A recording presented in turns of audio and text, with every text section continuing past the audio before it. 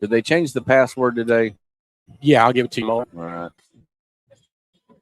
Good afternoon, ladies and gentlemen. Welcome to the Corbin Arena. This is day number 6 of the Martin's Peterbilt 13th Region Basketball Tournament. As part of L4 Security 13th Region Media Network's coverage of this tournament, Steve Black and Randy Worley with you for another set of semifinal games. It's the boys' turn today as Bell County and Whitley County will be in the first contest. That's followed by North Laurel and Corbin. So real quick, we'll play a couple of commercials and we'll come back and we'll just get into the preview of this one before we get started. And again, this is the Chase Carson pregame show brought to you by Chase Carson, who is running for City Council of London. So back in a moment here on the Security's 13th Region Media Let me Network. introduce you to London City Council candidate Chase Carson. He was born and raised in Laurel County, graduated from South Laurel, and went on to Eastern Kentucky University, where he earned his bachelor's and his master's degree. And then he came home to give back to the community in which he loves. He's a community leader who's focused on respect and transparent local government. He believes the residents deserve accountability and professionalism from its elected officials. Would you please consider voting for Chase Carson for your next London City Council member?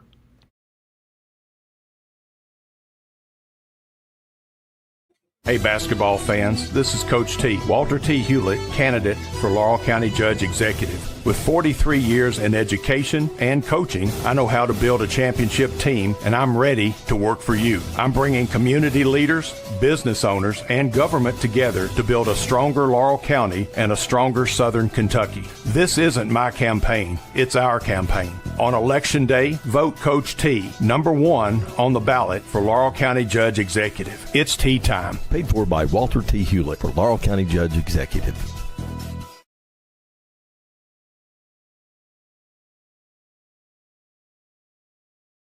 Whether you are buying or selling, Jesse Sizemore with Century.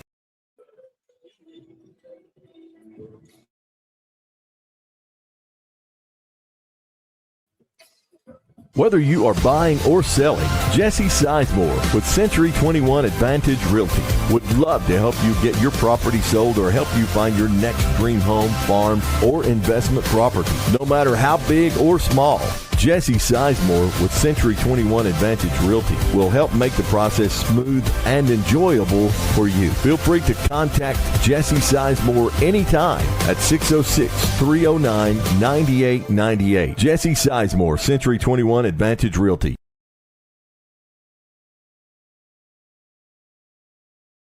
Hello, my name is Chance McPeak, and I'm running.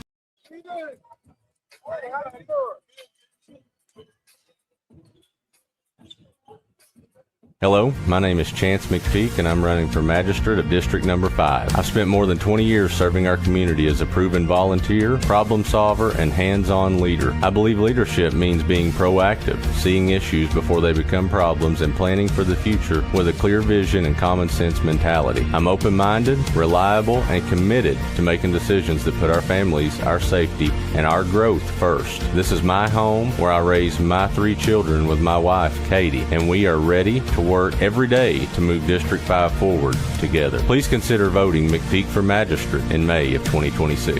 Thank you. This has been paid for by Chance McPeak.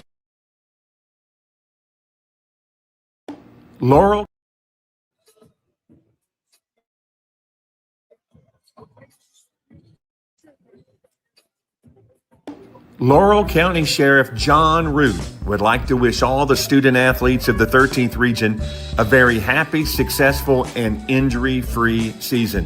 He'd also like to invite you to come see the brand new state-of-the-art Sheriff's Office located at 1380 Kentucky 192 East in Laurel County. From all the staff serving Laurel County, we thank you for being proud sponsors of the 13th Region Media Network.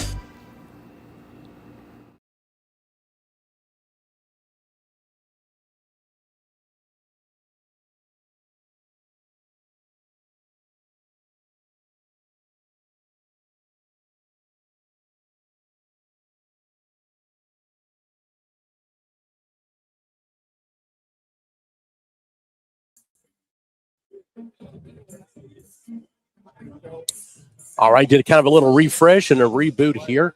Randy Worley, Steve Black here as we're about 6.5 minutes or so away from getting started. So Bell County, Whitley County, they played each other a couple of weeks ago. Bell taking care of the Colonels over at Log Mountain.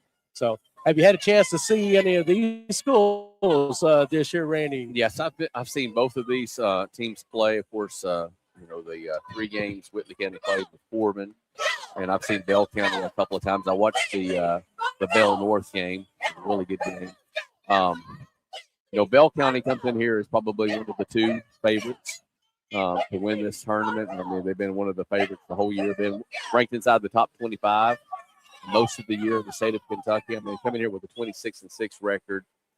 They've been pretty dominant through the region, and there's a lot to be said about this team. I mean, they are an upperclassman driven team, especially with Blake Burnett and Buell. But then the youth that they have in Ferguson and a couple of other kids, there's Coach Sizemore's got a lot to look for coming through. But I really think that if you asked him, I think that he probably feels this is the team that is, if it's going to get to rough, this is the team that can get him to rough. Yeah, I've had a chance to do a broadcast of that North and Bell County, but had a chance to do some Peterbilt County as a fill-in throughout the season and just seeing them play. And they don't go very deep, Randy, but the players that they have, though, very talented, very athletic. You mentioned Blake Burnett. He became the all-time leading scorer in Bell County boys basketball history. Also, this year's recipient of the Wawa Jones Award, which is a three-sport athlete, because if you recall, he's a quarterback that he's taken his team to state on occasion or two, but also besides being a quarterback in a floor general, he's a pitcher as well. So 3 split. He got at the end of the season as the 2026 recipient of the Wawa Jones Award, which will actually he will now be a part of the Mr. and Mrs. basketball ceremony here in a couple of weeks. That award is given at that time, so a big honor for him. Absolutely. And everything kind of runs through him. But, mention Braxton Ferguson, freshman, and a lot of talk about him and his potential as we go through. And some people are like, well, just remember that name over the next few years. But let's talk about Whitley County for a moment. Coach Eric Swords, I think he's in his 5th year with the school. They've been consistently, good in the sense of like a couple of 21 seasons, things like that. But this year they've been able to take it to another level, and I think they beaten Corbin a couple of times. Corbin got him in the district tournament, but this is the first time that Whitley County has been in the regional tournament in a long time. In fact, the win the other night was the first victory in 57 years in region. So big things happening, at Whitley County as well, and they've got Bryson Mahan. They call him Tootie, and he kind of runs things for the Colonels. D. Parker, the running back, he's playing here tonight as well. Very talented. Garrett Sharp. I learned this the other night from Ronnie. Guy's a smart dude. Garrett Sharp scored a 36 on his ACT. I scored a 40, but I took it twice, right? So that was my combined score. It was and he's a pretty in his own mind. So the game, and I actually did PA for this game a couple of weeks ago, and Whitley County came on, pretty good at the beginning. Very, very good, but too much Bell, and then Bell overtook them and then ended up winning that. But here on the stage, Randy, anything happened? Absolutely not tonight. I personally, I think tonight how Blake Burns has been floored at point since his freshman year, his senior campaign. But the would expect they'll put D. Parker on him. I would be very surprised if they don't. D. Parker had a couple of good opportunities to guarding a score first point guard in the situation when he would play in Ellis, and had some good, when in the Corbin games. D has the athletic ability to really get up in you and could kind of control the game that way. I'll be interested. That's the method that that Whitley goes with. Whitley, one of their issues is they also have a pretty thin bench. I mean, they just cannot go. They're not going to be able to go really, really deep tonight. So, and I think is it going to be a tempo game? Coach Brad Sizemore, if you look at his scores through this year, they've put up 70 and 80 and on some teams. But then you also will look against some teams, it's 40-something to 30, or it's 50-something. What I'm saying, it's in that. He does not care to all his plan. The best he can beat you. And also, I will say this, his kids buy into that, Yeah. So I know sometimes it's not fun playing a 40-36 game. Yeah. But if you win and go on, then and he has an ability to get that out of his kids. It'll be interesting, as you mentioned, again, the teams not necessarily deep. Neither team is deep. They'll probably play, 6, 7 at the most. So we'll see how that turns out. So we're getting some switching around here. So you guys can see the scoreboard again. Trump was trying to get a halftime interview. We may not have an interview at halftime. We'll see as we go through. But Ronnie Smith is here, and he will have some interviews after the end of each contest. The Defensive Player of the Game brought to you by Daisy's Dream Destinations. Offensive Player of the Game brought to you by Serpro. And the Most Valuable Player Award brought to you by the good folks of VFW Post 3302. And you have been listening to the Chase Carson pregame show. And again, Chase Carson running for London City Council. And so the music playing here, final few seconds. As you can see, we'll have invocation, we'll have the national anthem, and then we will have the lineups, and we'll get rocking and rolling. So just going to take our headsets off, and you're just going to listen to the atmosphere, and then we'll get going here in just a moment.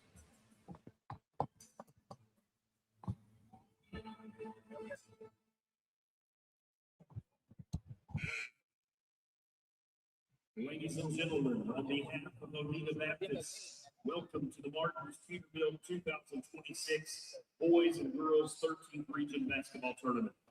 If you are physically able, would you please rise and remove your caps as we begin our prayer followed by our national anthem. Tonight's opening prayer is led by family pastors and Emmanuel Baptist in Corbin, Dustin Wright, and our national anthem will be performed by Daniel Carmack. Athletes, I want you to take a moment right now. Thank God for your team. I want you to take a moment and thank God for the time invested by your parents, your grandparents, your coaches, faculty, and staff. And don't forget about the bus driver. Thank God for the bus driver here today. Take a moment and thank God for the sponsors, everybody that has anything to do with this tournament.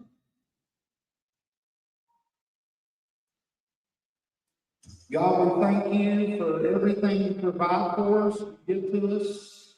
You say in your word that we have our breath and we want to give that glory to you, Lord, for our talent, time, our efforts, that you would show us favor. I pray that every company that sponsored this tournament, that you would show them favor for loving on their community. We love you, we praise you, we give you all the glory. Protect us, let these guys have fun and share memories with their grandkids. How hard they played and how good they did. In Jesus' name we pray. Amen.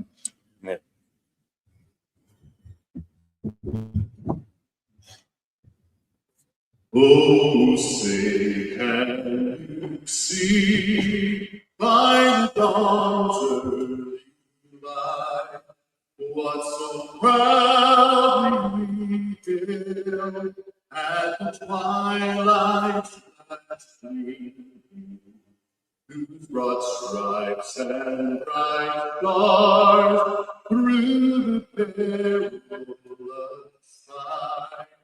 For the ramparts we watched were so gallantly streamed, and the rockets red,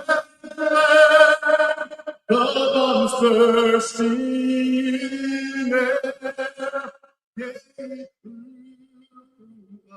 the night that our flag Oh, say does that star-spangled banner yet wave for the land of the free and the home of the brave.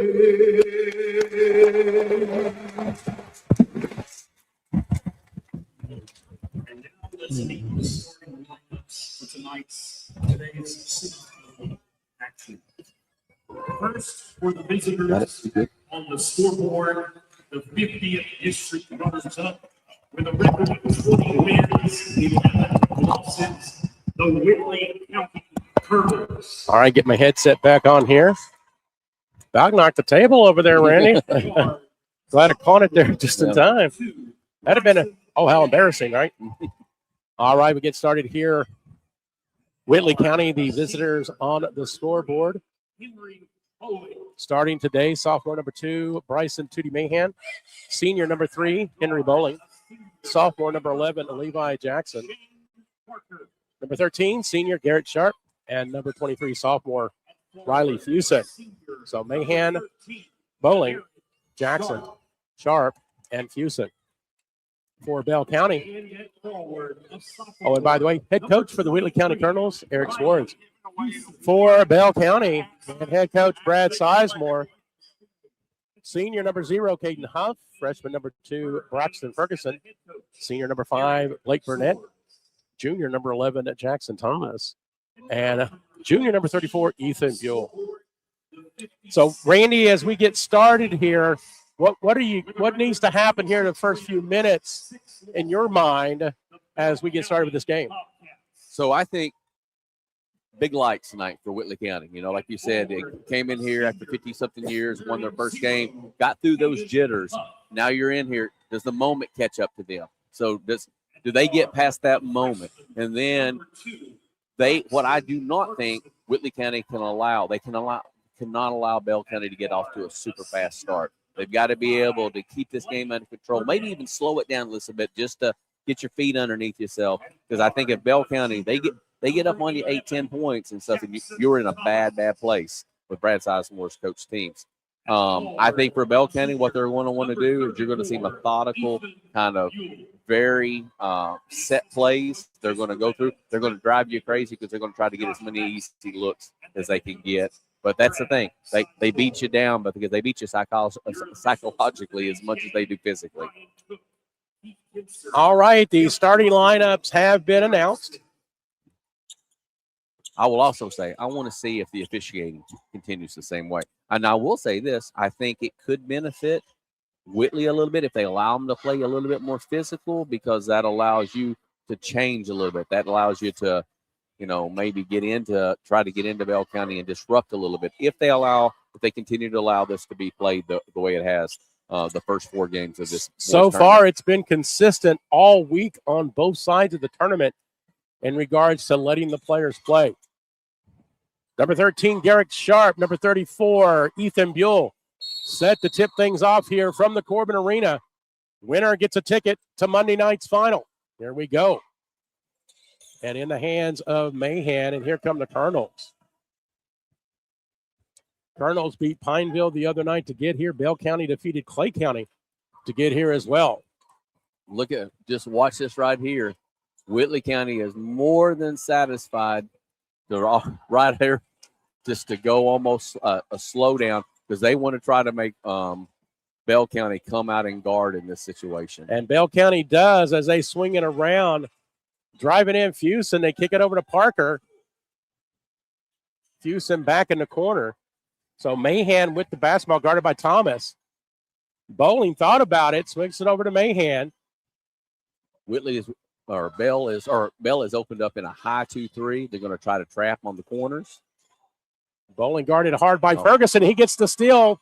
Bell's got the numbers to Burnett, and he'll get fouled. D. Parker. So our first foul of the contest. And offensively, D. Parker doesn't score that much, but defensively, you cannot have him getting in foul trouble. You have to have him on the floor for his defensive presence if you're Whitley County. So Blake Burnett, the Wawa Jones Award winner in 2026 at the line. First shot, no good. And that's for the state of Kentucky, not just for the 13th region, That is right? for the state of Kentucky, Yeah. yes. And along with the Mr. and Mrs. Basketball, Blake will be honored at the award ceremony during the state tournaments. Second shot goes in. Bell County gets on the board first, 1-0. Again, Bell County, the home team on the scoreboard. Whitley County, the guest. You can see the score. You can see the time throughout today's contest. Whitley County gets it across fairly easy. Mahan over to Bowling. Bowling takes a three from the wing. No good. Battle for the rebound goes out of bounds and into Bell County's hands. So now we get a chance to see what Bell County does in an offensive set. We saw what Whitley County did. We kind of held the ball a little bit. We'll see what Bell County does as they get pressure right off the bat. D. Parker on Blake Burnett. Nice screen set right there. And stolen from behind. Here comes Whitley County. Nice bounce pass to Mahan, up and in. And Whitley County takes an early 2-1 lead. What a pass by Bowling right there. I mean, threaded a needle from 50 feet. Ferguson now left wing. We get a whistle away from the basketball. Hard screen. Bowling tried to fight through it. Chucked an arm up just a little bit, getting frustrated on the screen. But it's obvious they're going to let them play early tonight. I mean, it's obvious they're going to let them play. Foul on Bowling, his first. Burnett to inbound the basketball to Ferguson. Ferguson guarded by Bowling. Ethan Buell, he'll take those from outside as well. So will Jackson Thomas, and it's in. Jackson Thomas, a three from him, the junior, and it's 4-2 Bell County. Bell County in full court pressure. Whitley County gets it across. Fuson down the baseline, and they're going to get a foul on Buell. So already 3 whistles within the first 2 minutes. And you notice hard fouls, and then what they're calling is you automatically, if you get those 2 hands up, it's an automatic. I don't care how light it is. If you get 2 hands into them, they're going to call that. That's a point of emphasis in Kentucky. D. Parker guarded by Caden Huff. Now they get it over to Mahan. So Mahan will run the offense here. Goes to his left in between Huff and Ferguson. We get a jump ball, and it'll go to Bell County. Alternate possession. Went into 3, and 3 strong-looking players. It's going to be hard. We did, as we predicted, D. Parker's going to guard. He's going to stay with Burnett. 5-on-5 here. Blake Burnett, D. Parker, both wearing the number 5. Burnett with the basketball. 5:35 to go here in the first. 4-2, Bell County on top. Thomas over to Buell. Buell guarded by Garrett Sharp. Nice man-to-man defense so far from Whitley County. They're letting them put hands on each other. Well, they are, aren't they? Golly. Ferguson, jumper. No good. Rebound, Buell. He puts it back up, and no good. Ferguson right in there, and he'll go to the line. And they're just Bell County using their strength, their size, and just kind of owning that series right there on the offensive boards. Garrett Sharp with the personal foul, his first. So 3 team fouls for Whitley County, 1 for Bell, as freshman Braxton Ferguson will go to the line. I would say he is a top 5 rated player in the state of Kentucky in that freshman class. I don't know that for sure, but I'd be very surprised if he's not one of the top rated players. He puts in the first, 5-2. Second one goes in. A lot of talk about that young man. I got a chance to see him a couple times. So far, so good from the freshman, and a true freshman, too. No holdback type person. Again, it's a true 14-year-old freshman. 5 minutes to go here in the first. Bell County up by 4, 6-2. Mahan. Bell County backing off a little bit defensively. Went man-to-man. They switched. Ferguson guarding Mahan, and Mahan throws it away. Nice turnover forced by the Bell County defense. Nobody came to him. They were moving, but nobody came to Needs him to give make him that easy help. pass. Yeah. Yes. Yeah. So Ferguson will run the point here as D. Parker. He's gonna keep an eye on Blake Burnett in this entire game. Buell tries to get a cutting Burnett. He gets the ball, goes down. Caden Huff goes up. and puts it in, too, for the senior, Caden Huff. Strong with the left hand right there. Just strong finish. 8-2. Bell County on top. Almost stolen again. Walk. And we get a travel violation. So Bell County's defense coming up big here early in the contest. Using that trap, they're trying to get that man in a trap situation where they hoping he'll throw it away, like that. But they got him where he walked right there, shuffled his feet. Threw it away in the previous possession, got the travel here. So Bell County with a chance to increase their lead to 8, possibly 9, as we approach halfway through the first quarter. Burnett out to Buell. Buell picks up the dribble to Burnett. 3 from the corner. It is short. Gets his own rebound. And they go to the ground. Ferguson with it. Puts in the layup.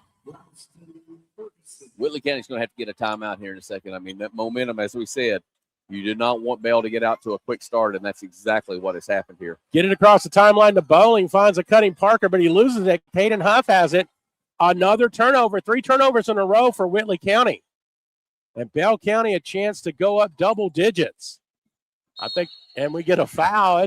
That'll be his second. D. Parker and 2 early fouls. And he's talking at him right now. What? We got Parker and Ferguson kind of together right there. We're going to get a media timeout. And we'll be back in a moment here. Early score, Bell 10, Whitley 2. Let me introduce you to London City Council candidate Chase Carson. He was born and raised in Laurel County, graduated from South Laurel, and went on to Eastern Kentucky University, where he earned his bachelor's and his master's degree. And then he came home to give back to the community in which he loves. He's a community leader who's focused on respect and transparent local government. He believes the residents deserve accountability and professionalism from its elected officials. Would you please consider voting for Chase Carson for your next London City Council member?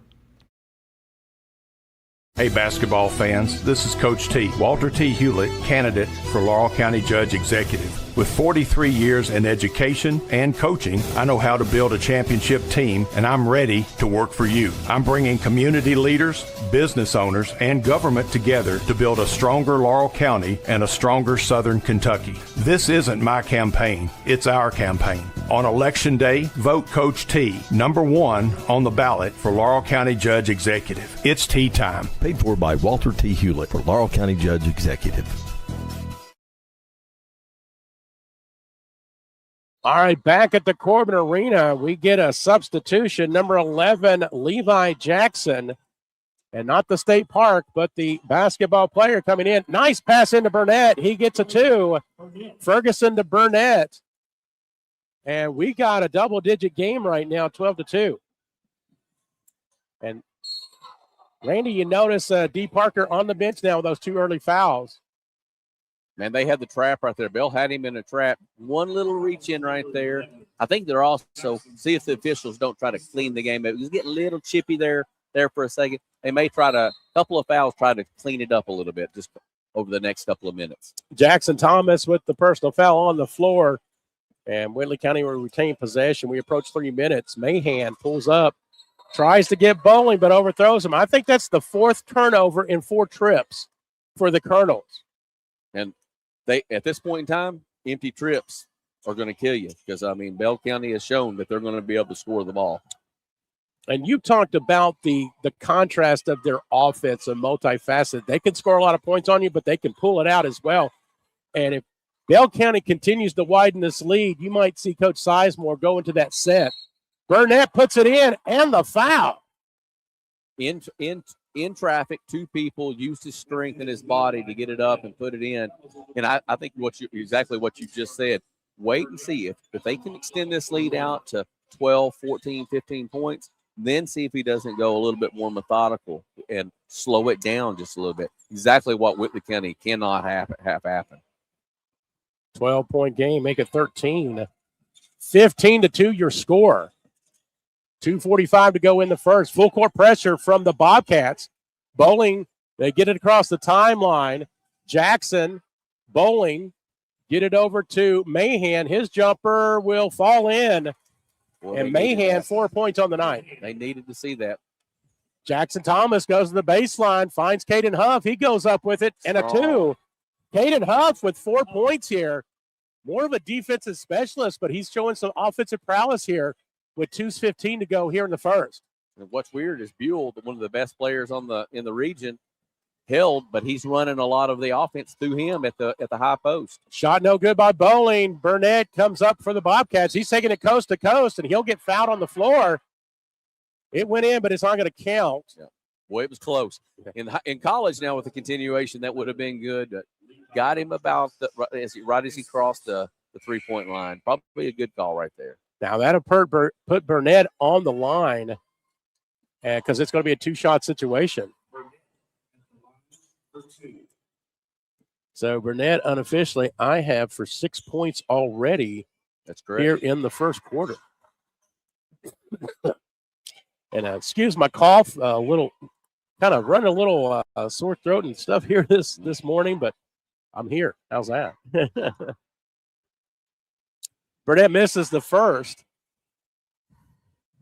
If you say anything that Bell County hasn't done well so far, it's shooting from the free throw line. They've missed a couple. How's that? But it's in the second. So I've got them for 2, 4, 6, 7 shots. 5 of 7, not bad. But again, if that's the only thing that's the bad part, everything else has been going well here in this 18-4 contest. Mahan shot no good. Rebound by Huff.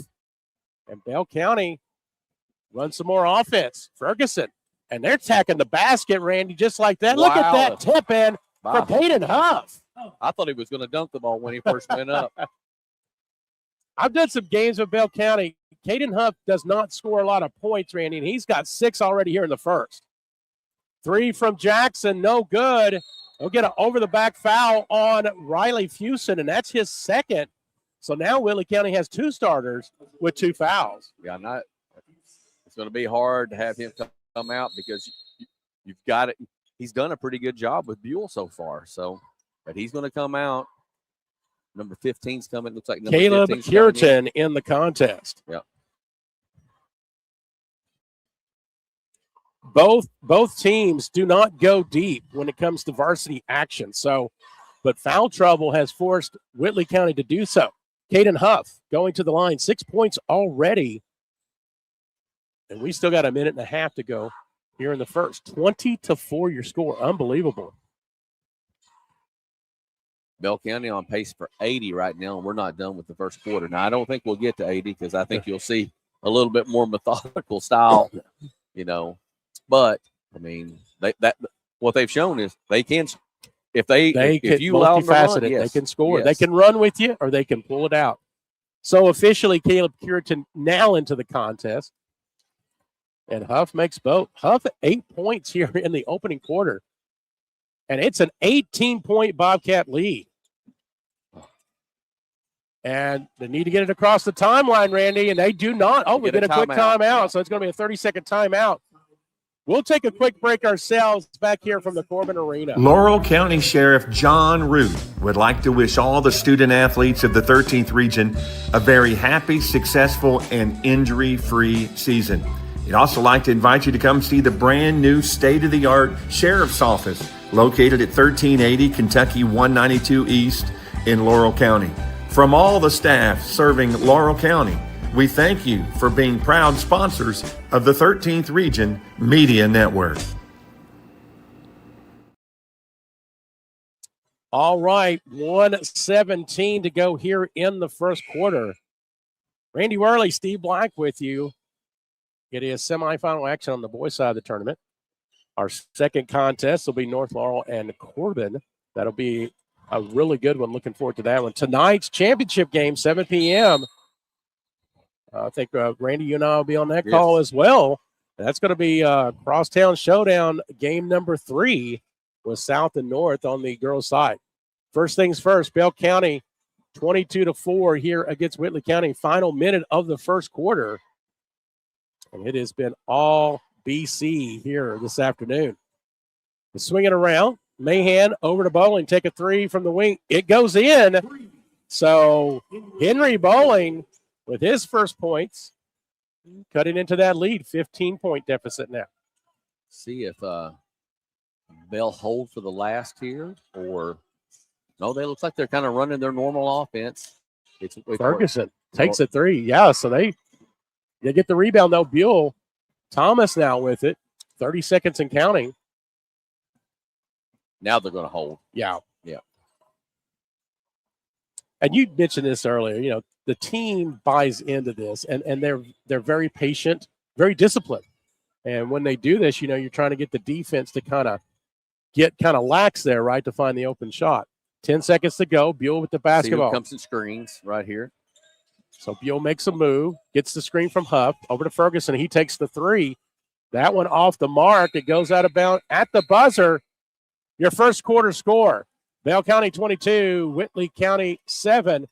Back here in a moment from the Corbin Whether Arena. you are buying or selling, Jesse Sizemore with Century 21 Advantage Realty would love to help you get your property sold or help you find your next dream home, farm, or investment property. No matter how big or small, Jesse Sizemore with Century 21 Advantage Realty will help make the process smooth and enjoyable for you. Feel free to contact Jesse Sizemore anytime at 606-309-9898. Jesse Sizemore, Century 21 Advantage Realty. Hello, my name is Chance McPeak, and I'm running for Magistrate of District Number 5. I've spent more than 20 years serving our community as a proven volunteer, problem solver, and hands-on leader. I believe leadership means being proactive, seeing issues before they become problems, and planning for the future with a clear vision and common sense mentality. I'm open-minded, reliable, and committed to making decisions that put our families, our safety, and our growth first. This is my home where I raised my 3 children with my wife, Katie, and we are ready to work every day to move District 5 forward together. Please consider voting McPeak for Magistrate in May of 2026. Thank you. This has been paid for by Chance McPeak. All right, second quarter action from the Corbin Arena. Randy Worley, Steve Black with you. Bell County 22, Whitley County 7. Ronnie Smith will have a halftime interview with referee Brian Yankee. I believe I got that correct? Yes. So he'll have a halftime interview there, and then we're working on one for the second game. Garrett Sharp, no good for 3. Ball stripped. Here comes Blake Burnett. Coast to coast, Burnett, shot no good. Right there for the rebound was Jackson. It goes out of bounds, but it will go. I think they're going to keep it here with Bell County. So Jackson had it, but lost the handle. Houston's back in for Whitley, so he's decided that he was going to have to take a chance with him. Buell, 3, no good, and Houston gets the rebound. Him and Buell going for it. They're going to call a jump ball. It'll stay with Bell County. We brought it down low, and Buell just reached in and got a hold of it. Now, you said Houston's in here. We still haven't seen Parker because he went out kind of late there in the first, and he's still on the bench with those 2 fouls. And Burnett finds Ferguson. And we may get a double foul here, Randy. Let's see. Yeah, let's see if we get a double foul. Because we got a new player for Bell County, Gavin Barton. Hey, so that'll be 3 on Houston. They called him for the hook right Interesting. There. So it has a double foul? Yep, so both 23s, Gavin Barton into the game for Bell County, and then Riley Fusen. So 23 on 23 crime, if you will, as both get the personals. And as a body going to the floor, that's going to be on Bell County. Oh, they called that on I think Ferguson. They called it illegal. They called it an illegal screen right there. Okay. I thought they were going to call that on Buell for a second, but they called him on the illegal screen. And we see D. Parker back into the game as well, number 5. So getting really physical early in the second quarter here, Randy. 22-7 your score. Bell County in control since the tip. Ball knocked out of bounds. It'll stay with the Colonels. More fouls called in this first quarter or first half of this game, but I think it's more about the chippiness of it. Trying to get this, keep it under control. Yeah, you're exactly right. They get it into Mahan. Turnaround jumper, no good. Buell with the rebound. Gets it off to Burnett. Bell moving from right to left on your video screen. Now Buell with it, guarded by Parker. Kicks it over to Ferguson. Now top of the key near the logo. Burnett guarded by Mahan. I would put Parker down there on the, not Parker, but I'd get Buell down there on the block right there if I could. But so bodies hitting the floor. And if that's Parker's third foul, Randy. Yep. So you've got 2 starters now for Whitley County with 3 fouls apiece early here in the second quarter. Blake Burnett will go the line. He come up a little ginger right there from that fall. It maybe looked like his elbow or his shoulder was bothering him a little bit. Now, the last time these two played, I got to fill in as a PA. Very physical in that game as well. Actually, there was a technical. I believe Tootie Mahan got a technical in that contest, but there was some bodies hitting the floor there too. Burnett misses the first. Will try the second. Puts it in. I think he's only 50%, and he's usually a much better free throw shooter than I know he's missed 3. 4 of 7. Okay, yep. Or hold on. So, 4 of 7. But again, not a good percentage from the charity stripe. Mahan with the basketball. Switches over to Garrett Sharp. The long 3. It's good. The Scholar with the trifecta, 23-10. 13-point lead. So, again, Whitley County slowly cutting into the deficit. It was 18 at one point. Burnett looking for a screen there from Barton. Barton backs away. Now to Ferguson. Left side wing. Switches over to right side wing to Burnett. Now in the corner, Jackson Thomas. Jackson Thomas will shoot a 3 from the corner. No good. Barton tried to get the rebound, goes out of bounds, and over to Whitley County. Man, they're letting them get after each other right now. Yeah. Caden Huff back into the game for Bell County, replacing Jackson Thomas. 6:03 to go till halftime. 23-10 lead for Bell County. So again, Whitley County a chance to possibly cut it to 10 with the 3. We'll see. Jamal Allen, number 21, into the game now for Whitley County. Garrett Sharp drives in. Shot no good. Rebound by Buell. Buell still no points, but man, he's stacking up the rebounds. So now to Burnett, guarded by Mahan. Picks up the dribble. Ball stolen, but recovered by Ferguson. Nice pass into Barton from Ferguson for the 2. Good-looking young man there also. Jackson over to Bowling. He'll take a 3 from the wing, in and out. Battle for the rebound. There's Buell again with another board. He's making his presence felt. You notice they run the offense a lot through him in that high post situation also. 5 minutes till halftime, 25-10 is your score. Buell, he'll take the 3, in and out. Rebound by Huff. He gets blocked from behind, gets his own board, tries again. Barton's in there. He cannot get it. And let's see, they're going to stay with Bell County, but fast pace down there underneath. And it looks like we'll probably get an immediate timeout.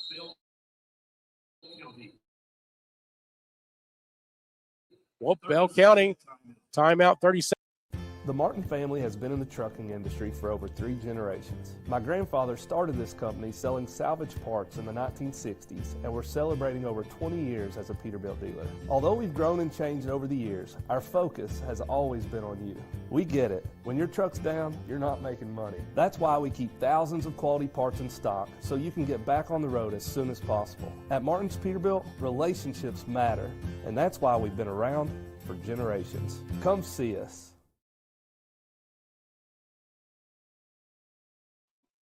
Back at the Corbin Arena, L4 Security 13th Region Media Network's audio coverage of the 2026 Martin Peterbilt 13th Region Basketball Tournament Boys Semifinal. Coach Sizemore wanted that timeout for one. Burnett's shoulder still bothering him from that fall he had. He wanted to give his trainer as much time to work on that shoulder and probably reset his offense without his normal point guard in there running the offense. So you got Buell, Barton, Huff, Ferguson, and Jackson in the game for Bell County. Kierton, Mahan, Sharp, Bowling, and as we get a loose ball, it'll go over to Whitley County. Kierton back in the game as well for Whitley County. You can see just their offense didn't flow quite the same without Burnett out there running that show right there for them. But kind of a true definition of most valuable player, again, is how the team plays without you on the court. So, again, you got a 15-point cushion to work with. Long 3 from Jackson, no good. It goes out of bounds, and it'll go to Bell County. So if you're going to get your best guy out at the moment, we got to change. I think it's going to go back to Whitley. I thought that was a good call, too. I thought it was off Huff where he came in. But if you've got a time when your best player is on the bench kind of getting taking care of things, this is a good time being up by 15. Well, Mahan, he'll turn around, jumper three. That is off the mark, and now to go back to Bell County. Quick shot. I don't think that's what they were looking for out of that. We are approaching halfway here in the second quarter. This is our first semifinal. Our second one will be North Laurel and Corbin. Again, the winners this afternoon will meet on Monday night on the final night of the tournament. Buell, left wing, top of the key to Thomas, into Huff. Back to Buell. And it looks like we may get that little, if you will, stall or just deliberate. And as I say that, Caden Huff puts in a 2. Well, he couldn't pass that up. There was nobody within 3 feet of him from 6 feet away. The senior with double digits at 10. And it's a 17-point Bobcat lead. 3:20 and counting. Tootie Mahan, top of the key, gets it over to Garrett Sharp. Excuse me. Sharp down underneath to Bowling. We get a foul, though.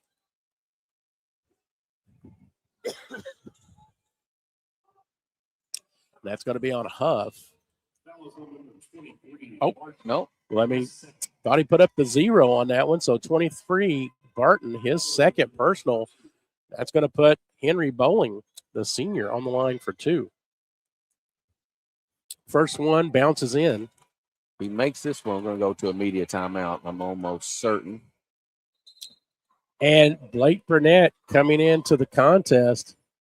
Also, new player in for Bell County, sophomore number 22, Caleb Cornett. So Bell County normally goes about 7 deep, Randy. They're about that number right now. So second shot, no good. So the next dead ball whistle, we should take our media time out here in the second quarter. 3 minutes to go, and they got some tape on that left shoulder of Burnett. And we'll see how he reacts to that here in the final few minutes.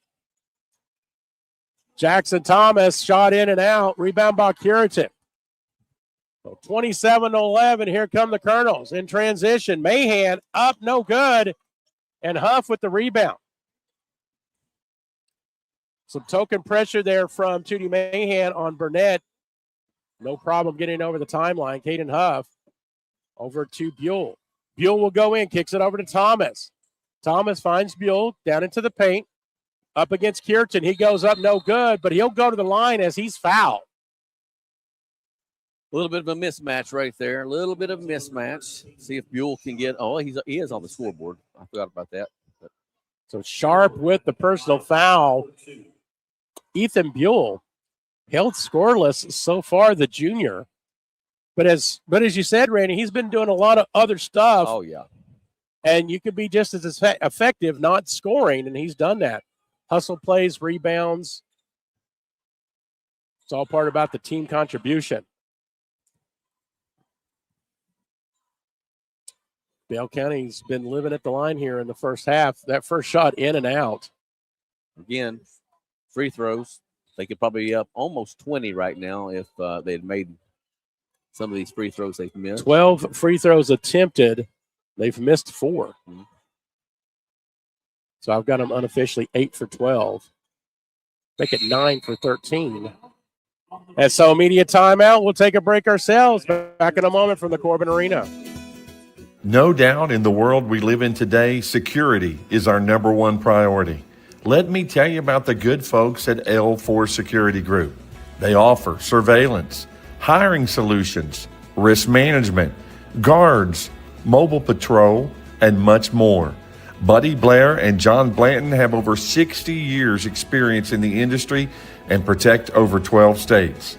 Make sure you check out their new location at 116 Shiloh Drive in London, Kentucky. Thank you, L4 Security Group, for your sponsorship of the 13th Region Media Network.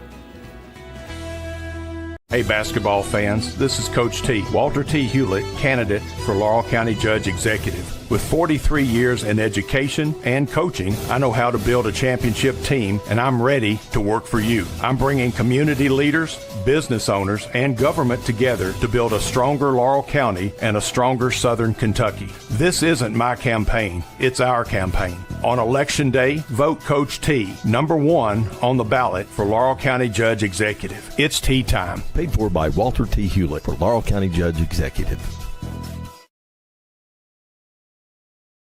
Final 2:20 of the first half. Join us at the half as Ronnie Smith will be interviewing Brian Yankee, one of the officials here today. And then we'll have some post-game interviews as well. Working on a couple more halftime interviews for today. 3 games here today from the Corbin Arena. Here's the first one. Bell County on top, 28-11. Colonels with the basketball. Mahan top of the key. Gets it over to Levi Jackson. Jackson drives. Takes the shot, no good. Burnett with the rebound. So interesting to see how they run their offense in the final 2 minutes, Randy, Bell County. And it looks like they're trying to attack. The ball gets stolen, though. Tootie Mahan guarded against Burnett. And Mahan puts it in. He's got 6 on the afternoon. 15-point game, 28-13. So a rare miscue from the Bobcats. They get it into Buell. Thought he would shoot it right there. Yeah. Thought he had gotten position. So again, 123, and I wouldn't be surprised if they hold it for the last shot. And as I say that, Blake Burnett takes a 3 and hits it. But he was wide open. It's kind of hard not to take that when you're that wide open. 31-13. Final minute here till half. Swinging around, Bowling finds Mahan. Mahan top of the key. Good pressure defense from Bell County. It's hard to find an outlet. They get it over to Bowling. He'll take a long 3. Excuse me, that was Jackson. No good. Kierton with the rebound. So Whitley County will try again. Garrett Sharp now top of the key, guarded by Buell. Works to his left, picks up the dribble. And we get a traveling violation as Braxton Ferguson and Gavin Barton will come back into the game for Bell County. So another turnover for Whitley County, another empty trip. And I think right here, I would be very surprised if it's not the last shot, unless they can get something wide open look at a layup or something. I'd say you'll see the last shot right here. Judy Mahan giving some token pressure. They get it across the timeline, no problem. 26 seconds and counting. You can see the score and time on your video screen. Burnett to Buell and Ferguson, and they're near the half-court line right now. Now, to the Colonels' credit, they're getting a player in their faces. They're trying to force the issue. 10 seconds now as they get the last shot. Ferguson, 6 seconds, now makes a move to his left. Kicks it over to Buell. He'll take a 3 from the wing. It's no good. And we get to the halftime. Bell County 31 and Whitley County 13. So quick assessment of the first half, Mr. Randy Worley. I just feel like that Bell County kind of imposed their way, and you had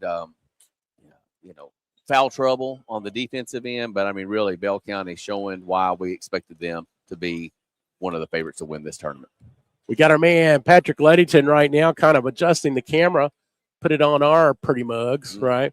And so we're getting things set up, as you can see right here, and there's Ronnie Smith in the background too, photo bombing us, and so we'll work on that halftime interview in a moment. Until then, play a few commercials. So, again, at the half, Bell County 31 and Whitley County 13. You are listening to the L4 Security 13th Region Media Network's coverage of the 2026 Martin's Peterbilt 13th Region basketball. Whether you are buying or selling, Jesse Sizemore with Century 21 Advantage Realty would love to help you get your property sold or help you find your next dream home, farm, or investment property, no matter how big or small. Jesse Sizemore with Century 21 Advantage Realty will help make the process smooth and enjoyable for you. Feel free to contact Jesse Sizemore anytime at 606-309-9898. Jesse Sizemore, Century 21 Advantage Realty. Hello, my name is Chance McPeak, and I'm running for Magistrate of District Number 5. I've spent more than 20 years serving our community as a proven volunteer, problem solver, and hands-on leader. I believe leadership means being proactive, seeing issues before they become problems, and planning for the future with a clear vision and common sense mentality. I'm open-minded, reliable, and committed to making decisions that put our families, our safety, and our growth first. This is my home where I raised my 3 children with my wife, Katie, and we are ready to work every day to move District 5 forward together. Please consider voting McPeak for Magistrate in May of 2026. Thank you. This has been paid for by Chance McPeak. Let me introduce you to London City Council candidate Chase Carson. He was born and raised in Laurel County, graduated from South Laurel, and went on to Eastern Kentucky University, where he earned his bachelor's and his master's degree. And then he came home to give back to the community in which he loves. He's a community leader who's focused on respect and transparent local government. He believes the residents deserve accountability and professionalism from its elected officials. Would you please consider voting for Chase Carson for your next London City Council member? Laurel County Sheriff John Root would like to wish all the student athletes of the 13th Region a very happy, successful, and injury-free season.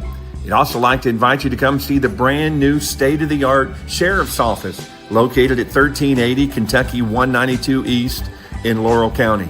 From all the staff serving Laurel County, we thank you for being proud sponsors of the 13th Region Media Network.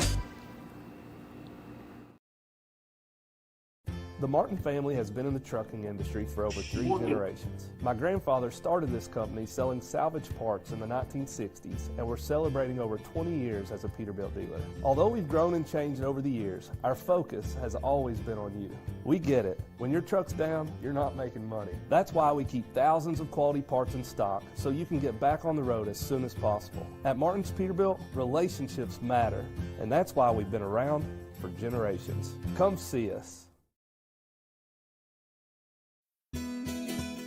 No doubt in the world we live in today, security is our number one priority. Let me tell you about the good folks at L4 Security Group. They offer surveillance, hiring solutions, risk management, guards, mobile patrol, and much more. Buddy Blair and John Blanton have over 60 years experience in the industry and protect over 12 states. Make sure you check out their new location at 116 Shiloh Drive in London, Kentucky. Thank you, L4 Security Group, for your sponsorship of the 13th Region Media Network.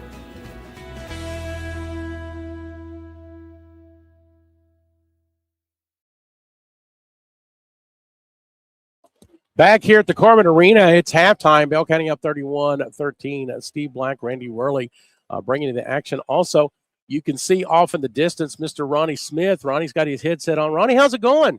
Doing well. Enjoying the game, set here with you guys. You guys are sounding great today, and Bell County got off to a quick start, and they haven't looked back, Steve. So we're getting set for a little halftime interview that Ronnie will do. So why don't you give us a little preview of who we'll be talking to? Bringing on Brian Yankee. Brian Yankee's from Bell County, been an official for a long time. He's a football official and a basketball official, and has been to many state tournaments. And they're, I guess, in the 15th region is where they're officiating from. And he was here giving away some awards for the Cumberland Valley Association. And so he's been tied up for a couple minutes, but he'll be here in just a couple minutes to talk to us. All right. So while we wait for that to happen, we can take a look at some of the stats here from the first half. Again, Bell County up 31-13. Bell County shooting 41% from the field compared to 26 for Whitley County. So are you good right there? We'll just put him right here in the middle. We'll be fine. So Mr. Yankee is coming this way. Big thing I see here, Steve Black looking here, 18 rebounds for Bell County, only 4 for Corbin. Yeah, big 18-4 on the boards. You're not going to beat anybody. How you doing, buddy? So we're there at halftime. Mr. Yankee, a man of many colors today. Brian Yankee, he's a great friend, 13th Region official. Brian, let everybody know what you guys just did right here for the 13th Region. What we did we have a board on the 13th Region, the Cumberland Valley Basketball Officials Association. few years ago, we just kind of got together and wanted to recognize older officials, Ronnie, who put a lot of time in our region, countless hours. You officiated, and to spend a lot of time away from their family. It's a thankless job. It is a very thankless job. We understand that. I'm getting one of the older veteran officials. True. But How's we that just feel, Brian? that's what I told Tony Petrosky over there a few minutes ago. He said, "Man, we're going to have to get some younger ones in there." And I said, "Yeah, Tony, I'm one of the old ones now." He said, "Me too." Yeah. Well, and of course, he's referring to Tony Petrosky's father, Yes. Paul, who was yes. around for a long time, was a Long signing time. secretary, and just did a lot Yes. for the region. So, Yes, he did do a lot for the region. Brian, just so there might be some people out there interested in being an official, they don't know what to do. They don't understand the process. They may have never heard it. Absolutely. Kind of tell them what you would recommend for a young kid coming out of high school, or maybe even in high school. Well, yeah, we've actually got a junior official now, what's called, that's in high school. Case Crowley. Yeah. He was out here taking pictures a minute ago. He is a student at Whitley County High School, and he has been in our association for the last 2 years, and we're training him. Yep. And he's doing a really good job. really He's did. been to camps, and He did some of our middle school games. yes, Did a I great mean job. he does a good job. But what I can tell somebody that really wants to get into officiating, Ronnie, is contact us. Yeah. Kevin Hembry is our assigner. You can get on the KHSAA website, and it lists all region assigners and their telephone numbers. And joining our association, I think when we first do it, we don't hardly charge you anything to join our association. We really try to take care of younger people. And my recommendation used to be 20 years ago plus was to start calling middle school games. But now I recommend that you join our association and get trained doing freshman and JV games. We have a lot of JV officials that go and referee with varsity officials. And if I have a varsity game and I'm not on the JV, I go early and try to watch them and help them and coach them and teach them. Not that I'm the know-all be-all, but we're just trying to get some new young people in it, Ron. Well, that's the thing that people ought to appreciate, because the average fan may not understand. It's not just the school getting the school has nothing to do with who's officiating that game. There are some things involved in that, but it is an accountability. Absolutely. And they're reviewed. You're reviewed. Yes. If you have a night and you've got some questionable calls, you have an assigning secretary that just may talk to you about it. So there is accountability. Yes, and people don't realize that. They really don't. We're going to the 15th region here in just a little bit. Me and Paul Nicholson, and I got reviewed the other night on my first round game in the boys region in the 15th. And it's good. It's stuff that I needed to hear to. I still wanting to improve. I've been doing it for so long. How many years you got in there? This is my 22nd year of high school basketball. That's crazy. That is great. Yeah. Obviously, football as well. Which do you enjoy the best? They're both the same. It's fun either way. It's fun either way. But basketball is when you blow your whistle, Ronnie, you got to have something. You better. In football, I can wait and hold that flag a little bit that's longer true. and say, "Hey, do I need to throw this or not?" True. You know. That's true. Those inadvertent whistles is what gets you in football, Yes. because you're so used to in basketball. When you see it, you call it. I remember my first couple of years, Mike Asher, he said, "Ronnie, I don't even want you to have the whistle in your mouth. Put it in your pocket. Put it in your pocket. Because you blow that whistle in. Well, look what happened to Corbin in the Laurel County game. Yeah, I saw that. And that was tough. And I made a video about it, made some people mad, but I hated what happened. But ultimately, the officials got it right. It reset and went back to the line of scrimmage. It was still wrong. I feel sorry for that official. Absolutely. We don't know if he did that on purpose or not. Absolutely. Caught up in the moment. It's happened to me. I've had an inadvertent whistle before. Absolutely. But at the end of the day, they did the right thing, what needed to be done at the end. They went about it the right way. Yeah. It may not have been the way that it should have been done in lifetime. In the first time, yeah. And we don't have the people say all the time that we don't have replay like college. Right. And sometimes they don't even get it right on replays in college. So what about the shot clock coming in? How's that going to the change? shot clock coming in? I have questions about it, but I think we'll get it right with it. It'll be fine. So who will get that? The guy in C or the guy in who's going to be the one watching that shot? I think it's going to be about everybody really watching it. Ronnie, I think I don't know a whole lot about it. We've got some college guys in there, so that'll help us when we get to that point. And we've got another year for it. And hey, it's hard enough to get people to keep the scoreboard half the time. That's my concern. That's my concern too, Ronnie. I don't know if we talked about maybe even talking to the schools and saying, hey, why don't we put a JV official keeping the shot clock, pay them a little bit. They're there at the game. I don't know. That's a good I don't know idea. what the answer is, but that's something that we've talked about as an association, and we'll see. Lots of memories through the years, Brian. Absolutely. The thing I loved about football, which I don't know if they still do it this way, I've been out a few years, is you're pretty much with the same crew every week. Y'all go play golf together and have dinner together after. Yeah, in basketball, you don't ever really know who you're going to be with. My fun time is region time because I get to go call with people that I normally don't get to call with, Paul Nicholson and Jeff Ely and people like that. We're usually not calling together unless there's a lot of big games, but that's fun times. Enjoy it. How's it going? How's it going so far in the 15th in the tournament for you? Going great. We've had a good. Now, when will they be done? They will be done Monday night, like here. Same as there. They've got the semifinals tonight at 7:15 and 8:45. Me and Paul Nicholson and Jason Hubbard's getting ready to head that way. Yeah. Paul's going to the boys' state tournament, and Jody Mauser's going to the girls. Is he really? I did not realize that. Are, well, and that's another thing I want to talk about. People don't understand it. You understand there's 16 regions. Sure. So you get one boys and one girls. Yes. So obviously you have to be reviewed and be high enough ranked to even get to do the district. Yes. And then a few are picked for the region. Who picks from the region? Is that Kevin ultimately? It's ultimately Kevin, but he rates us throughout the year, watches us, and you know he knows what needs to be done and how it goes, and we're what an honor to get to go. I'll be honest with you, our region's been very blessed the last 2 years in the state tournament. 2 years ago, Darrell Wilson called the girls' state championship game. Last year, I got to call the girls' state championship game, and Mike Ashurst got to call the girls' state championship game. So our region is not just it's known in the state too, not because of me or Mike or Darrell or Paul. It's just we take it serious and we enjoy it.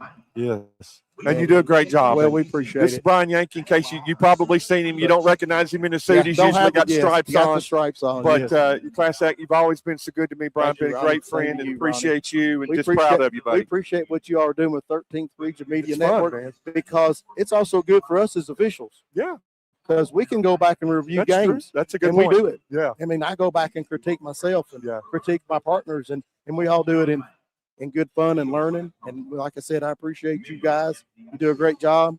Thank you very much. Well, congratulations. Good luck on and again, the Cumberland Valley Association. Yes. Google it. Go to KHS. They need some. They won't just throw you out there, folks. No, we won't throw you to the wolves. And you don't have to be a kid. If you're in your 30s, 40s, whatever, you love the game, you know the game, got a little knowledge of it. And we do have good young. We do have good group of some younger guys.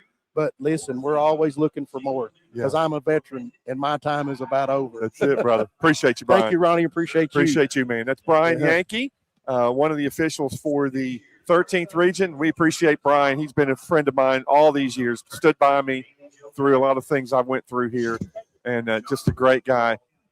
Randy, why don't you put those on? I just wanted to tell you something real quick. Just found out that Paul Nicholson is going to the state tournament representing the boys. That's awesome. And for the girls, Jody Mauser. Oh, so that'll be Jody's first time in a state getting to do a state tournament. So congratulations, Jody Mauser.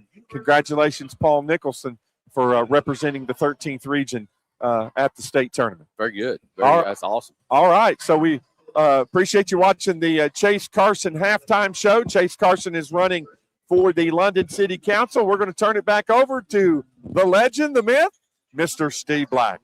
Probably more like the myth, right?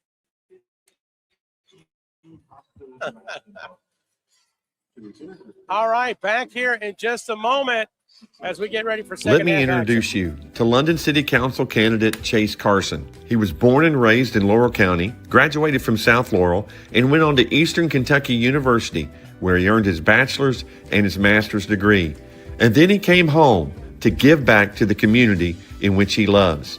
He's a community leader who's focused on respect and transparent local government. He believes the residents deserve accountability and professionalism from its elected officials. Would you please consider voting for Chase Carson for your next London City Council member? All right, perfect timing, Mr. Worley, as we are set to go here, second half action. So, obvious question: what does Whitley County need to do to try to get back into this contest? Well, they're going to have to speed up. They're going to have to speed up Bell County on the defense. When they're on defense, I mean, they're going to have to knock down shots, and they're going to have to knock down shots early in this third quarter to try to cut this lead and get back in this game.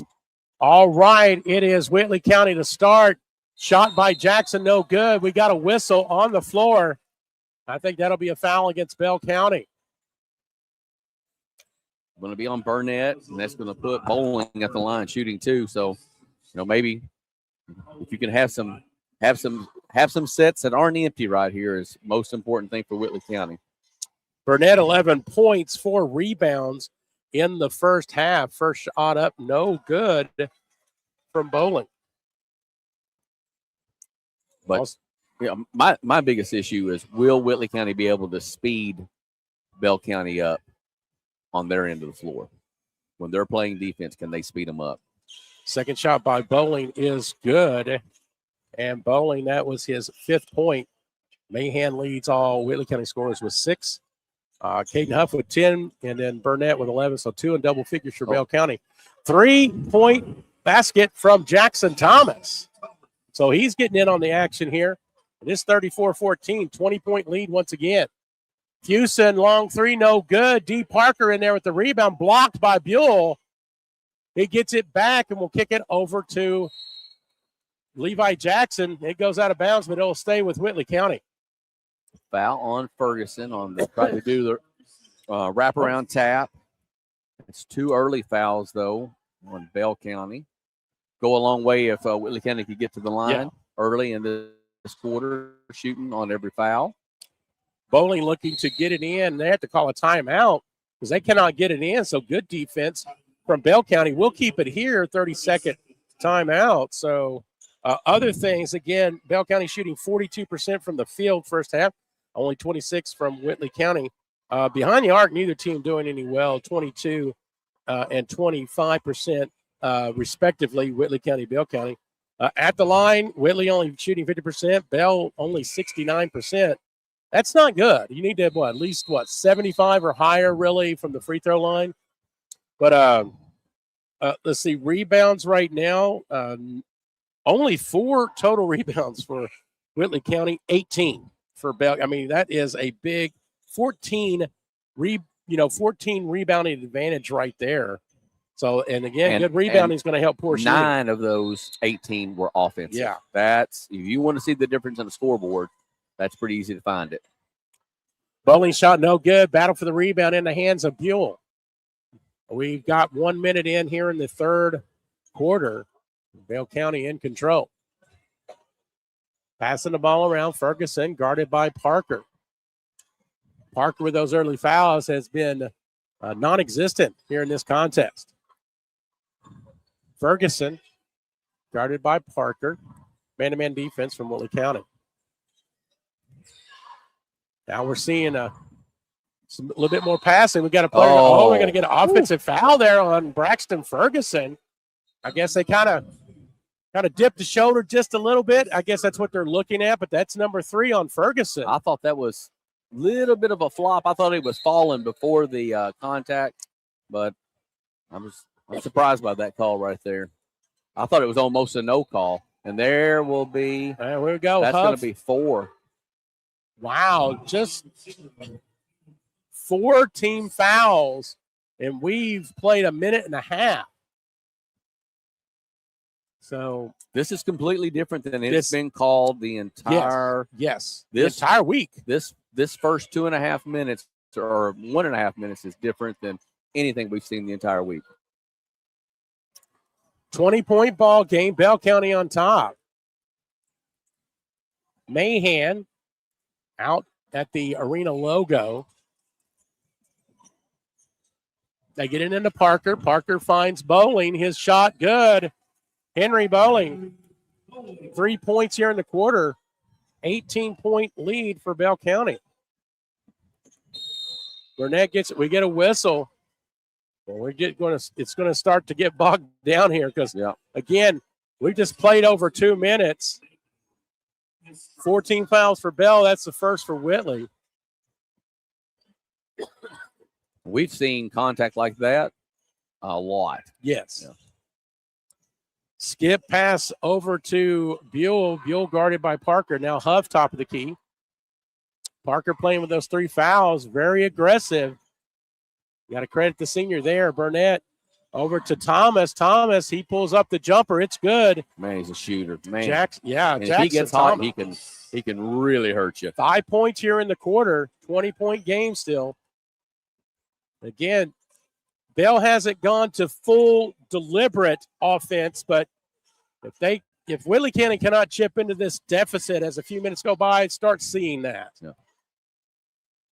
Picked up the dribble. That's Jackson. Gets it into Parker. He is jumper.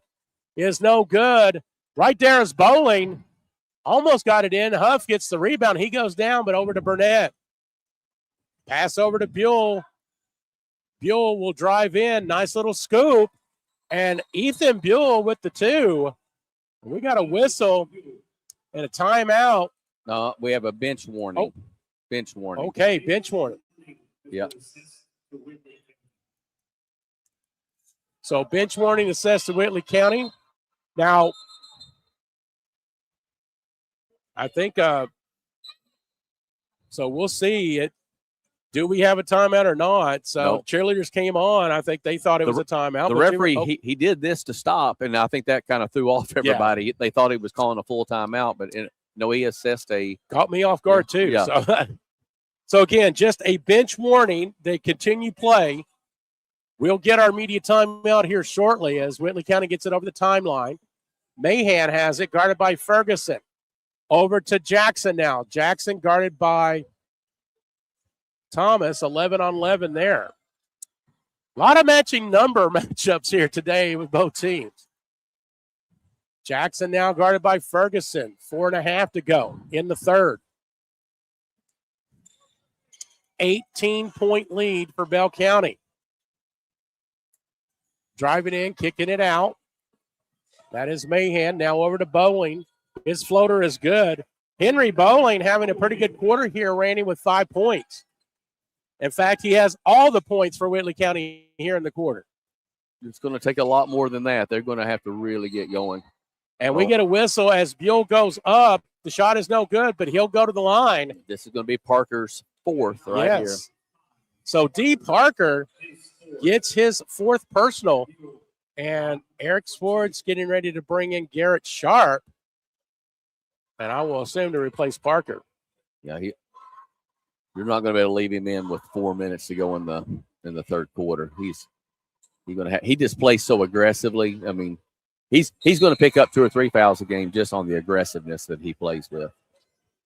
So the first free throw from Buell is good. Garrett Sharp does indeed come in. So D. Parker on the bench. That's been a big factor right there because Parker, one of your better players, hasn't had a chance to get in any kind of rhythm because of the foul trouble. Buell's second shot goes in. And now we get the timeout. Back here in a moment. Hey, basketball fans, this is Coach T. Walter T. Hewlett, candidate for Laurel County Judge Executive. With 43 years in education and coaching, I know how to build a championship team, and I'm ready to work for you. I'm bringing community leaders, business owners, and government together to build a stronger Laurel County and a stronger Southern Kentucky. This isn't my campaign, it's our campaign. On Election Day, vote Coach T, number 1 on the ballot for Laurel County Judge Executive. It's tea time. Paid for by Walter T. Hewlett for Laurel County Judge Executive. Whether you are buying or selling, Jesse Sizemore with Century 21 Advantage Realty would love to help you get your property sold or help you find your next dream home, farm, or investment property. No matter how big or small, Jesse Sizemore with Century 21 Advantage Realty will help make the process smooth and enjoyable for you. Feel free to contact Jesse Sizemore anytime at 606-309-9898. Jesse Sizemore, Century 21 Advantage Realty. Hey, if you're looking for help to plan your next vacation, look no further than Simbri Crisolago and Daisy's Dream Destinations. They'll bring the defensive player of today's game. Also, the offensive player brought to you by ServPro, serving Pulaski and Laurel counties. And the most valuable player brought to you by the good folks of the VFW Post 3302, serving Laurel County. Ronnie Smith will have those superlatives at the end of each game here during the semifinals of the boys' side of the 13th region tournament. Back to action, 40-18. Bell County on top of Whitley County. Randy Worley, Steve Black with you here this afternoon. Mahan, long three, it's good. And so Tootie with 9 points on the afternoon, and they cut the lead to 19, 40-21. Jackson Thomas thought about it. He will take the three. No good. Right there is Ethan Buell for the putback. Buell having a good quarter with 6 points. Well, and he only had one in that or two in the first half. I mean, I guarantee he's moving towards a double-double right here. Mahan kicks it over to Jackson. Now Mahan, a three from the corner, off the mark. Right there is Fusen, and it goes in. You can't trade baskets, though, with Bell County. No. And that's the thing. They're in a situation right here where they're just kind of trading basket for basket. You've got to have stops. And you've got 2:49 to go. Oh, that one goes around for Mr. Buell all the way around the rim, and another two, 44-23, 21-point game. And you got 2.5 minutes here, so really about 10.5 minutes of game time left. You're down by 21, and like you said, you cannot trade baskets. No. Sharp, top of the key, guarded by Ferguson. Now over to Jackson. Nice passing. Jackson will take the three. No good. Fusen there with the rebound. Blocked from behind by Buell, but they're going to call a foul. I think he was looking for a jump ball there. They called it on a 34. I thought he said 00 for a second. Well, yeah, kind of looked like that. That's going to bring Riley Fusen to the line. Fusen 2 points on the afternoon. Chance to cut it to 20. First shot good. Substitutions in for Bell County. Number 22, Caleb Cornett. Number 23, Gavin Barton.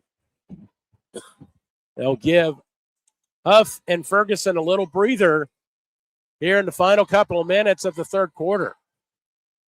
Again, winner will punch their ticket to Monday night's final. They'll take on the North Laurel and Corbin winner, which will be our second contest about half an hour immediately following this. So Fusen puts in the two. It's a 19-point game.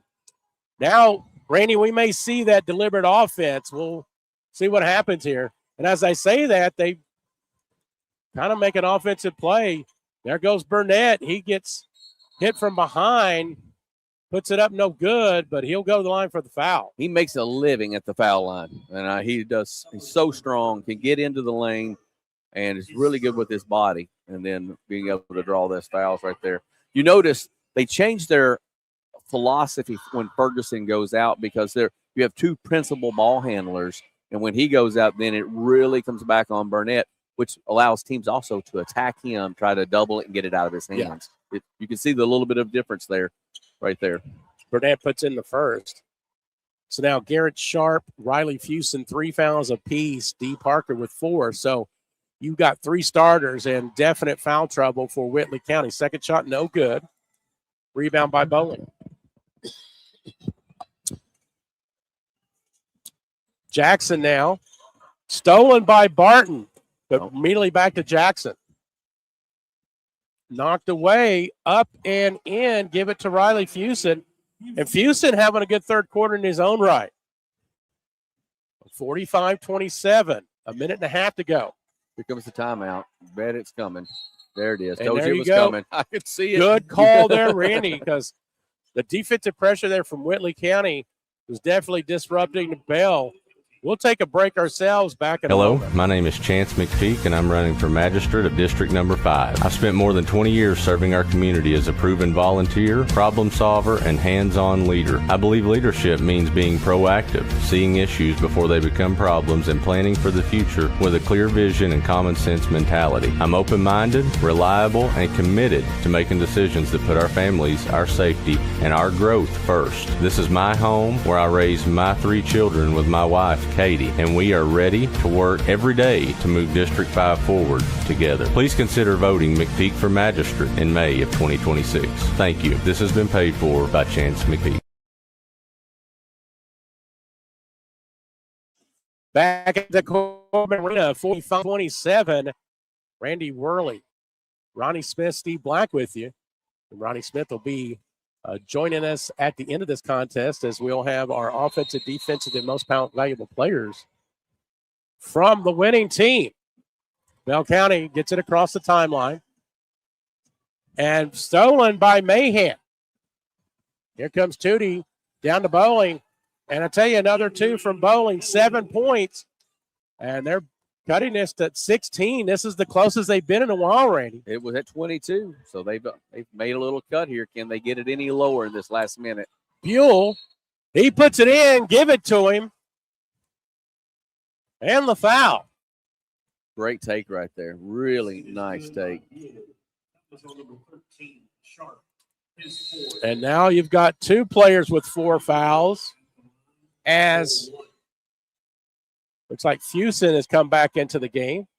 So you got Mahan, Bowling, Kierton, Fusen, and Jackson for Whitley County. You got Buell, Ferguson back in, Huff back in, Burnett, and Barton for Bell County. Antique 3, give it to him. He's a smooth player, I tell you. 2, 4, 6, 8, 10, 11 in the quarter, Yeah. 12 overall for the junior. He's biding his opportunity for maybe player of the game, offensive or valuable player. Shot no good from Fusen. Cardinals keep it. Time running out here, 45 seconds. Levi Jackson, no good on the 3. Bell County with the basketball and a whistle. And they're going to give that one to Mahan. A little 2-orange shiver right there off the back end of that. I think that was part of it. And now team 5th, both teams in the bonus for the final 39.5 seconds. That'll put Bell County on the line. It looks like Caden Huff. This may be the first time this week in any period, any quarter, that we've had both teams in the bonus. Yeah. I mean, it's the way it's happened. Huff misses the first. A 17-point game, actually 18-point game, 19-point game, I should say, if I can count, 48-29. Huff trying to make it a 20-point lead for Bell County as they head into the final stanza of this semifinal game. He misses both in the hands of Riley Fusen. Here comes Tootie Mahan.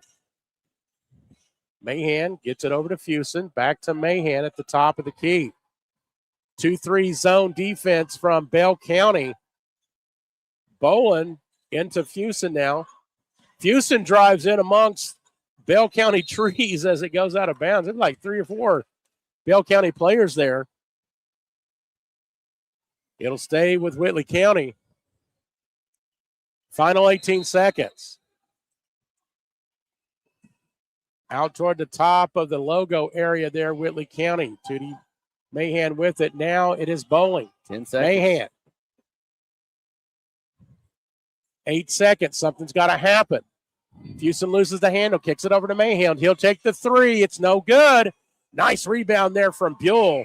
And we go to the final period. Bell County 48 and Whitley County 29. Back here in a moment from the region tournament. Laurel County Sheriff John Root would like to wish all the student athletes of the 13th region a very happy, successful, and injury-free season.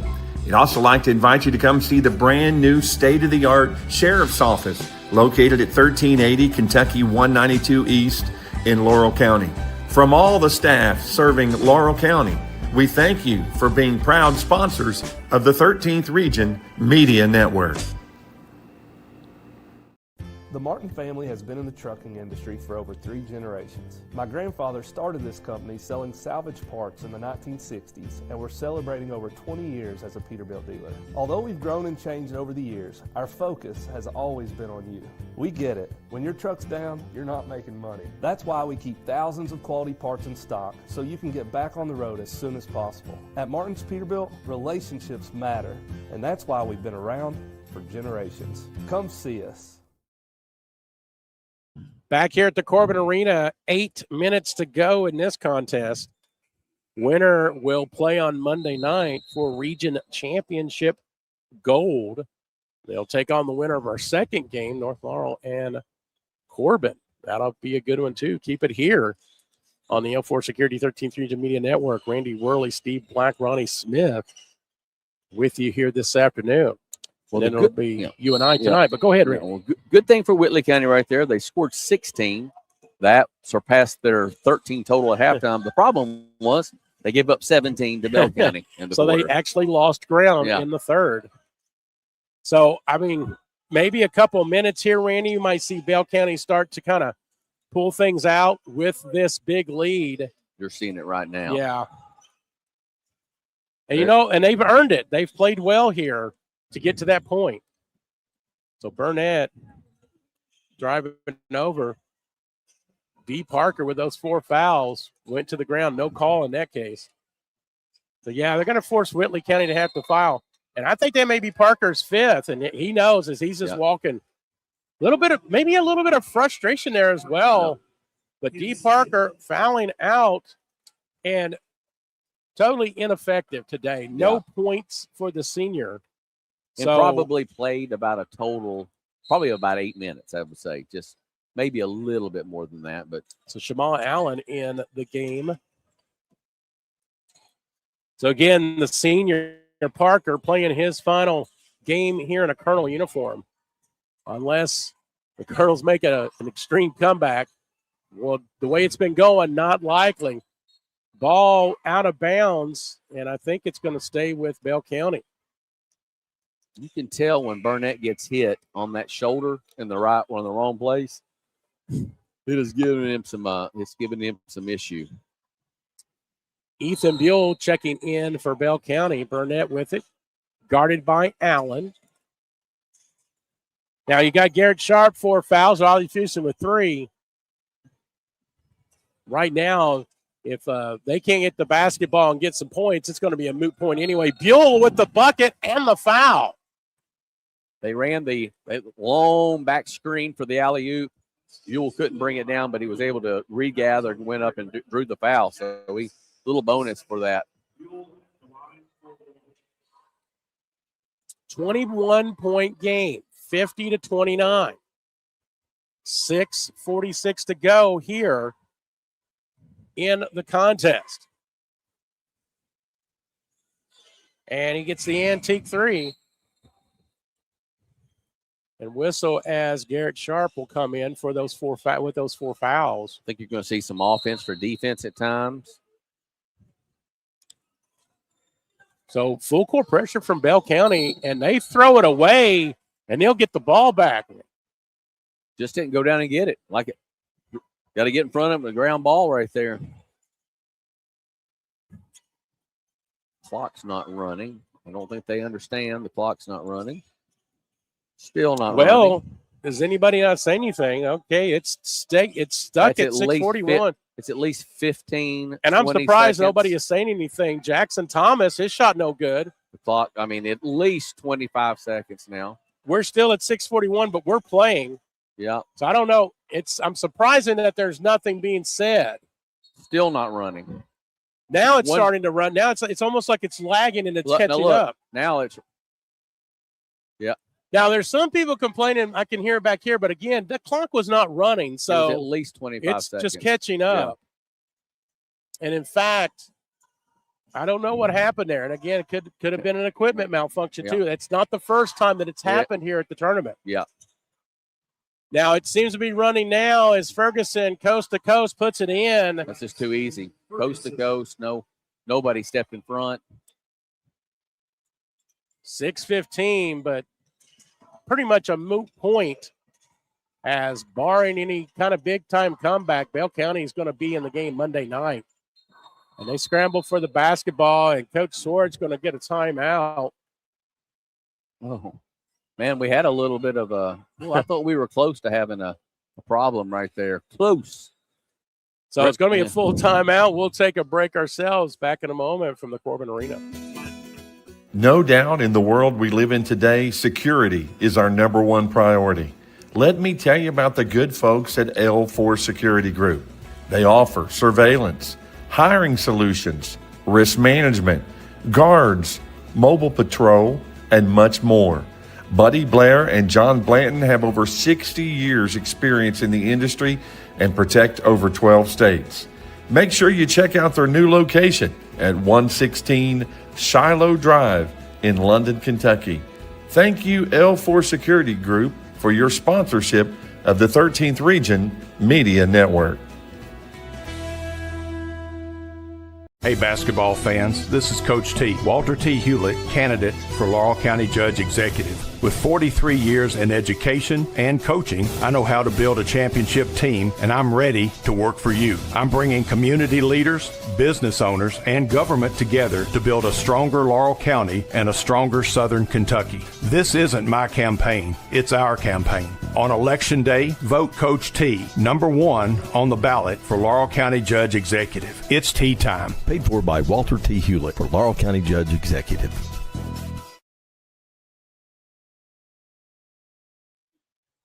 53-29, Bell County on top. Semifinal action from the Corbin Arena. Randy Worley, Steve Black, Ronnie Smith with you.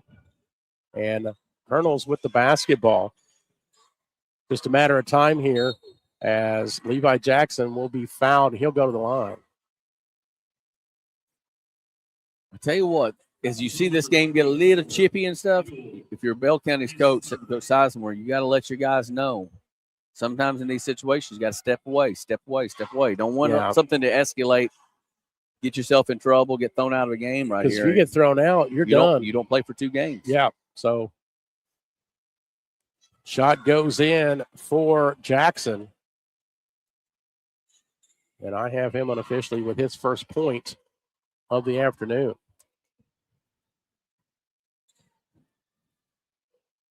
Second shot is good.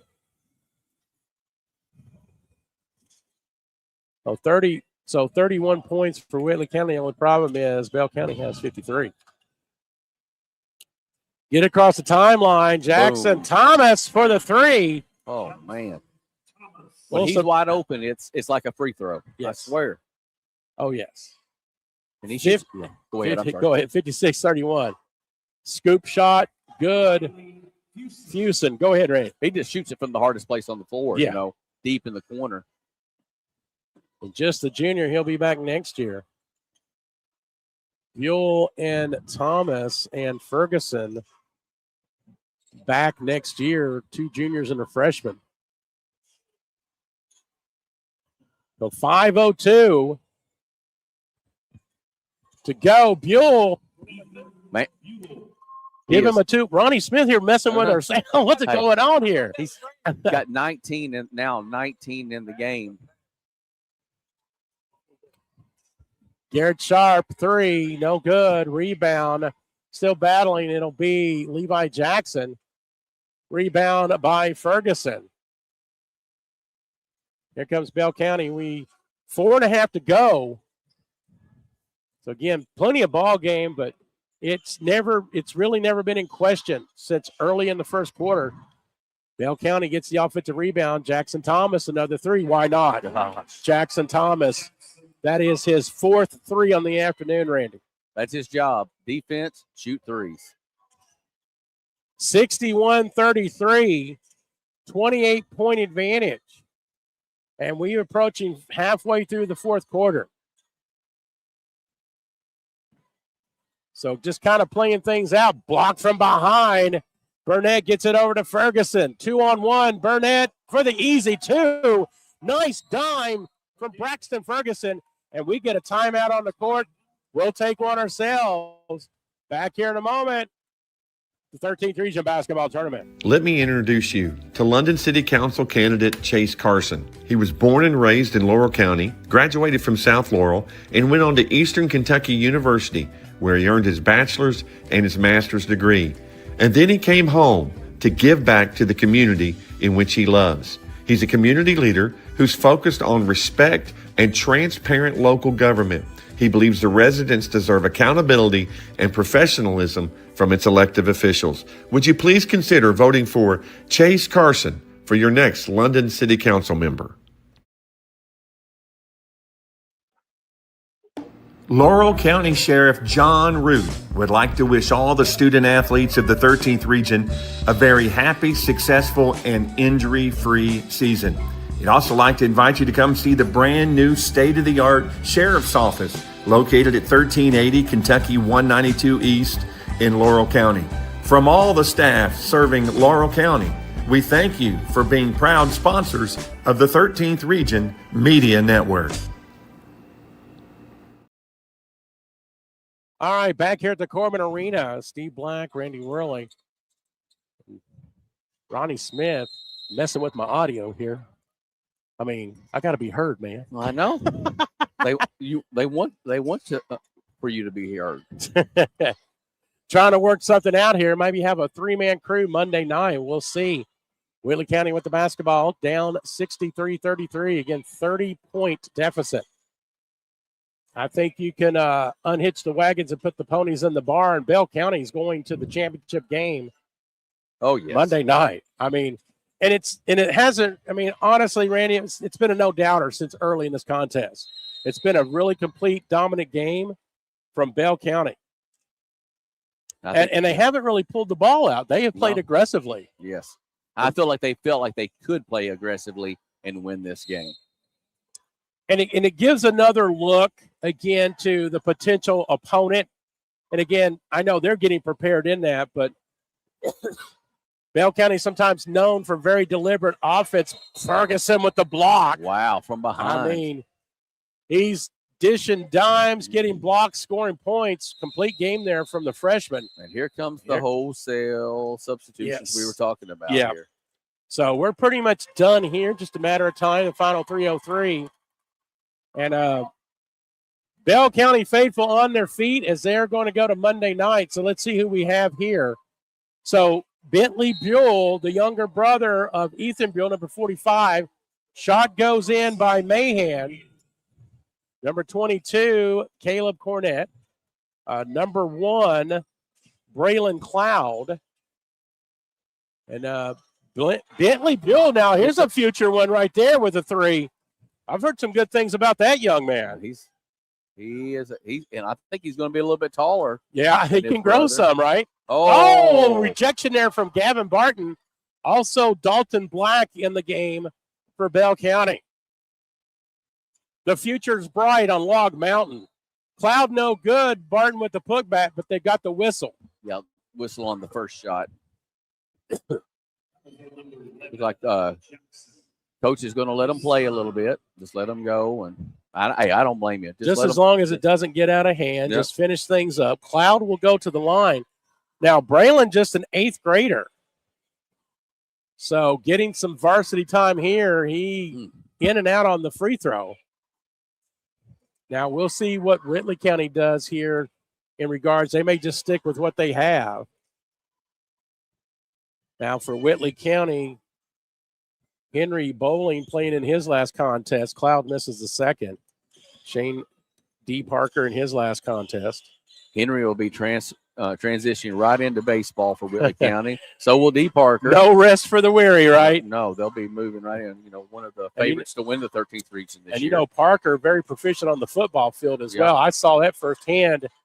The game against Knox Central went for over 300 yards. So put back good by Boland. Whistle gets some substitutions. Caleb Cureton into the game, number 21, Shamal Allen. So Bowling, and again, Bowling playing his last game in a Colonel uniform basketball-wise. And so give him some flowers. And as you said, Randy, he gets set for stick and ball now. Bentley Buell, no good. Trying to save by Bell County. It'll go to Whitley County. So 152 left. So everything works out. We'll have our offensive, defensive, and MVP interviews after this contest. Stick around. Serve Pro and Daisy's Dream Destinations and VFW Post 3302 sponsoring those. Shamal Allen Shot no good. Rebound by Barton. Bell County serving notice here in the 13th region that they're ready to take a title. We'll see who can take it away from them possibly on Monday as we get a whistle away from the ball. Couple more substitutions. Number 14, Caden Winkler. Number 15, Cameron Beckett. And I believe that's number 20, Luke Thomas. I think Riley Fuson fouled right there, knowing that there was a substitution right there. It was in a – so I think he did it kind of realizing what the situation was. Good for him. Again, final 120. Chance for the young guys to get some time here on the region floor. Also, number 10, Isaac Gambrell for Bell County in the contest.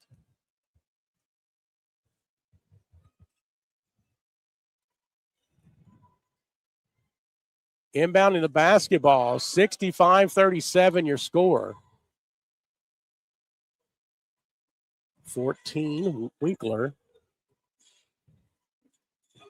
Over to number 10, Gambrell. Again, just dribbling things out.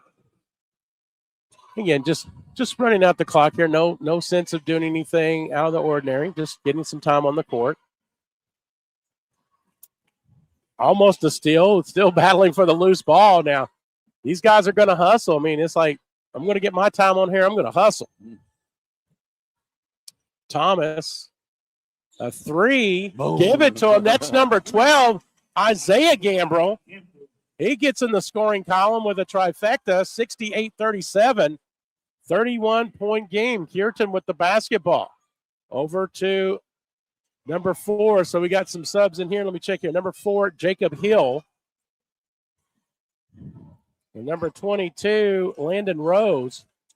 It looks like Allen put that in. And that will do it. Too.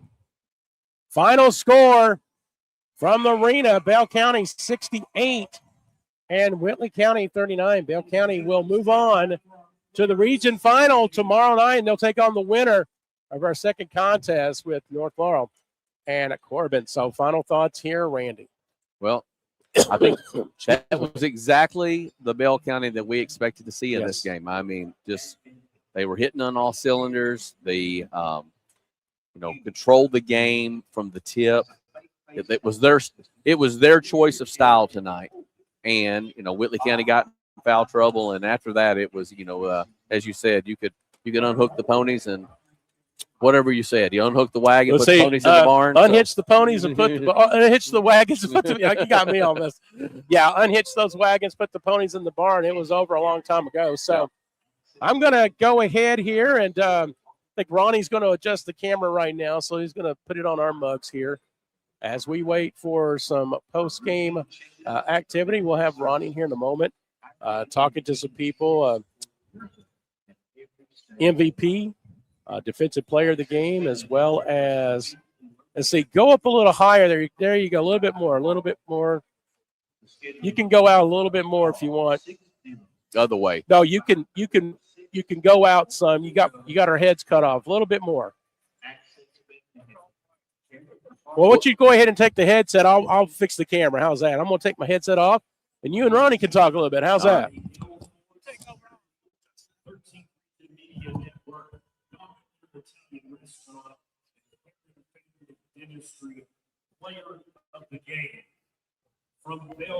Let me introduce you to London City Council candidate Chase Carson. He was born and raised in Laurel County, graduated from South Laurel, and went on to Eastern Kentucky University, where he earned his bachelor's and his master's degree.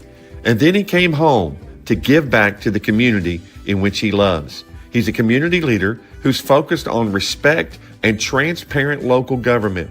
He believes the residents deserve accountability and professionalism from its elected officials. Would you please consider voting for Chase Carson for your next London City Council member?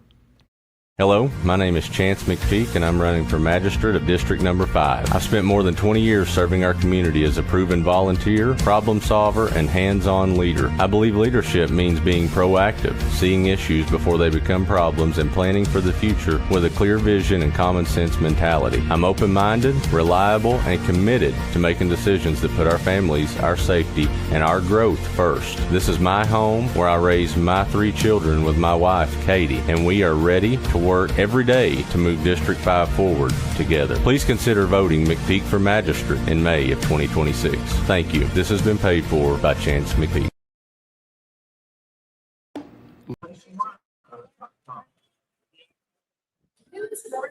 Laurel County Sheriff John Root would like to wish all the student athletes of the 13th region a very happy, successful, and injury-free season.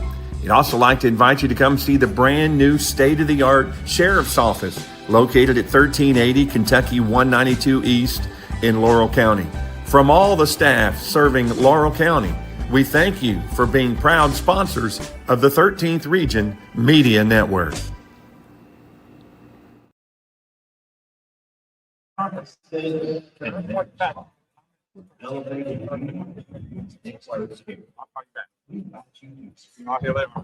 right, I'll let you out. Check. We're back here from the arena. We appreciate our.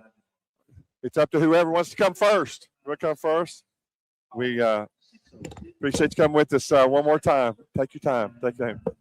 Well, what a game, my friend. You guys came out clicking on all cylinders. Congratulations. You made it to the region championship. I know that was a big deal for you coming into this year when we talked early. Oh, yeah, thank you very much. Yeah, this has been a goal of ours to get here, and we just needed to see progress. We hadn't won a game down here, and we've come down here, and we have one goal to win this whole thing, and now we're 32 minutes away from playing in Rupp Arena. That's what we've dreamed of for our whole lives, and it's especially been our goal this last year. How big was it for you, Blake, to get out to a fast start? And you know, obviously when you play somebody that you've had some good success early on in the year, if you let them stay in the game, they get a little bit of confidence. How important was it to you to get a good start? Oh, it was awesome for us because they know us well. I mean, playing a team a third time, I mean, every play's about known from both sides. And it was great just to lift a little stress off, get ahead. I don't think it was 15 into the first, and just kind of cruise from there on out. When you think about your career, man, you just been a blessing to cover and a blessing to watch these years. What would it mean to you to be able to go to Rupp? Oh, it'd mean everything just to make this school proud and to achieve the goals I've had my whole life. I've been down here, watched all these games, never been in it. Yeah, I always just wanted to be in this game and to win it, you know. Yeah. Well, man, we're proud of you, and you just keep plugging along. Just wanted to give you some love today and congratulate you on working hard, man. Thanks very much. We'll see you Monday night. Thank you. See you Monday. Who wants to go next? It's up to you. You want to come on? All right, my brother. Come on, join me. Mr. Caden Huff. Caden Huff with us here.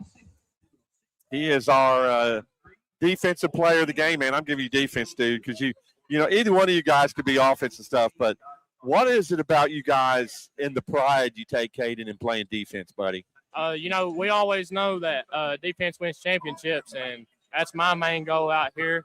And I feel like the guys that surround me are big offensive threats in this region, so I just take my role and run with it.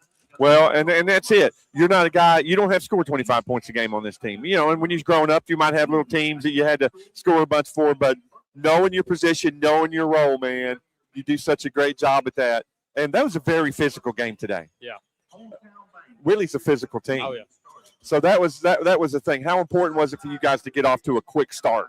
You know, we played them twice in the regular season this year, and we beat them with a big margin. And both of our goals going to them games was just out physical them, and you know, they're a young team, so we take our age to our advantage, and we like to just bully ball down the lane. You and Blake been through a lot all these have. years. This is your team, seniors on this team. What's it mean to you, buddy? It means everything to me. This whole program does, and you know, thank you. You know, this program just means a lot to me, and I feel like we're just on a mission, and this is our year, and there ain't nobody stepping our way in this region. Well, that's the attitude you got to have, man. You got to have confidence, and just congratulate you. You are our defensive player of the game. Thanks for taking a minute to be with me, buddy. Thank you. All right, have a good one. See if Coach wants to go ahead and go, or you want to go next. Come on. Come right on. We get these guys rolling on here. Ethan Buell is going to join us now. Ethan had a great game in his own. He's had a great tournament all together. 17 points, 11 rebounds. He is our MVP of the game. Ethan, it's nice talking to you again, brother. Congratulations on a big game, man. Yes, sir. Thank you so much. Well, Whitley's a pretty physical team, aren't they? Yeah, they were pretty physical. They were a nice team. We had talked about it earlier when I was talking to Blake. When you beat somebody pretty handily in the year, how important was it for you guys to get off to a quick start? Yeah, it was really important for us because we have already played them 2 times in the regular season, and they have been blown out games. So our main focus coming into this game was making sure that we let them know early that they weren't able to hang with us, so it wasn't a tight game all the way. The longer a team stays around, the more confidence they get, and that's definitely for sure. But one thing, Ethan, every time I watch you guys play, I feel like your defense is just getting better and better. That old cliche, defense wins championships. I feel like you guys have bought into that. Yeah, we definitely take pride in our defense. We've been working on it all off season. We're making sure that our defense is one of the top things we're worrying about, because if you can shut down a team, then it really provides and helps you execute on offense. So what's it mean to you, man, to get to this region championship after South Florida got you out there early last year? I mean, I feel like as a kid, this is all I've really worked towards, championship game. All it is one more, and we're there. What's it meant for you to have Caden and Blake ahead of you all these years, and what would it mean for you to help them in their final year get where they need to go? Honestly, it means a lot to me. I've been with them. They're like brothers, really. We've grown up together in the Bell County system, and it would mean a lot to me, and I think it'd really mean a lot to them if we got all the way. And that's really what we want to do this year is for them. And and not only that, the whole community, Bell County, the great crowd today. Yes, how did it feel looking over and seeing all that blue? It always feels good. We always usually have a decent crowd where we play, and it always feels great to have people come out and support. Yeah, but buddy, I appreciate you, Ethan. I'm proud of you, man, and good luck Monday night. Okay. Thank you for having me. All right, he's the MVP. Just absolutely had a great game, and congratulate him on being the MVP. Congratulations, Whitley County. You all had a great year. I love you, Whitley County. Appreciate you so very much, and hats to you to getting here. Bell County here tonight. I don't know, Coach probably hadn't had a chance to really look at that much yet, but obviously, as always, Coach Sizemore is always so good about communicating with us at the network to promote his kids and to interview even when he's busy. He always takes the time with us. Congratulations, Coach. That was a big game today. Yeah, we had a lot of fun. I told the guys before the game, I said, Whitley County wants to get up and down and shoot a bunch of threes, and that's kind of how we like to play. I feel like every game that these kids have came down here and played, going back 2 years ago with a really old senior Layton Corbin team. Last year with South Laurel, and then his first game with Clay this year.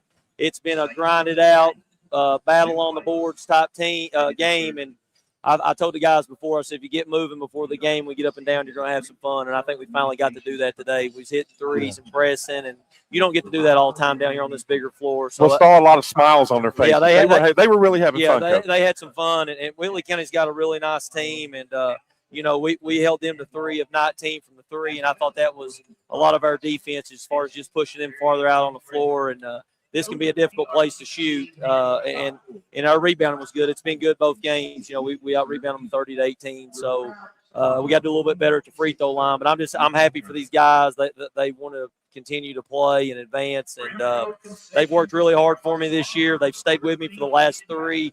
Win, lose, or draw, we've stayed the course, and I'm happy for them, and hopefully we can get this done on Monday. Well, just looking around, thinking of Caden and thinking of Blake, what do those guys mean to you, man? Those seniors, I know that you just got to be so proud of them. Yeah, they mean a lot.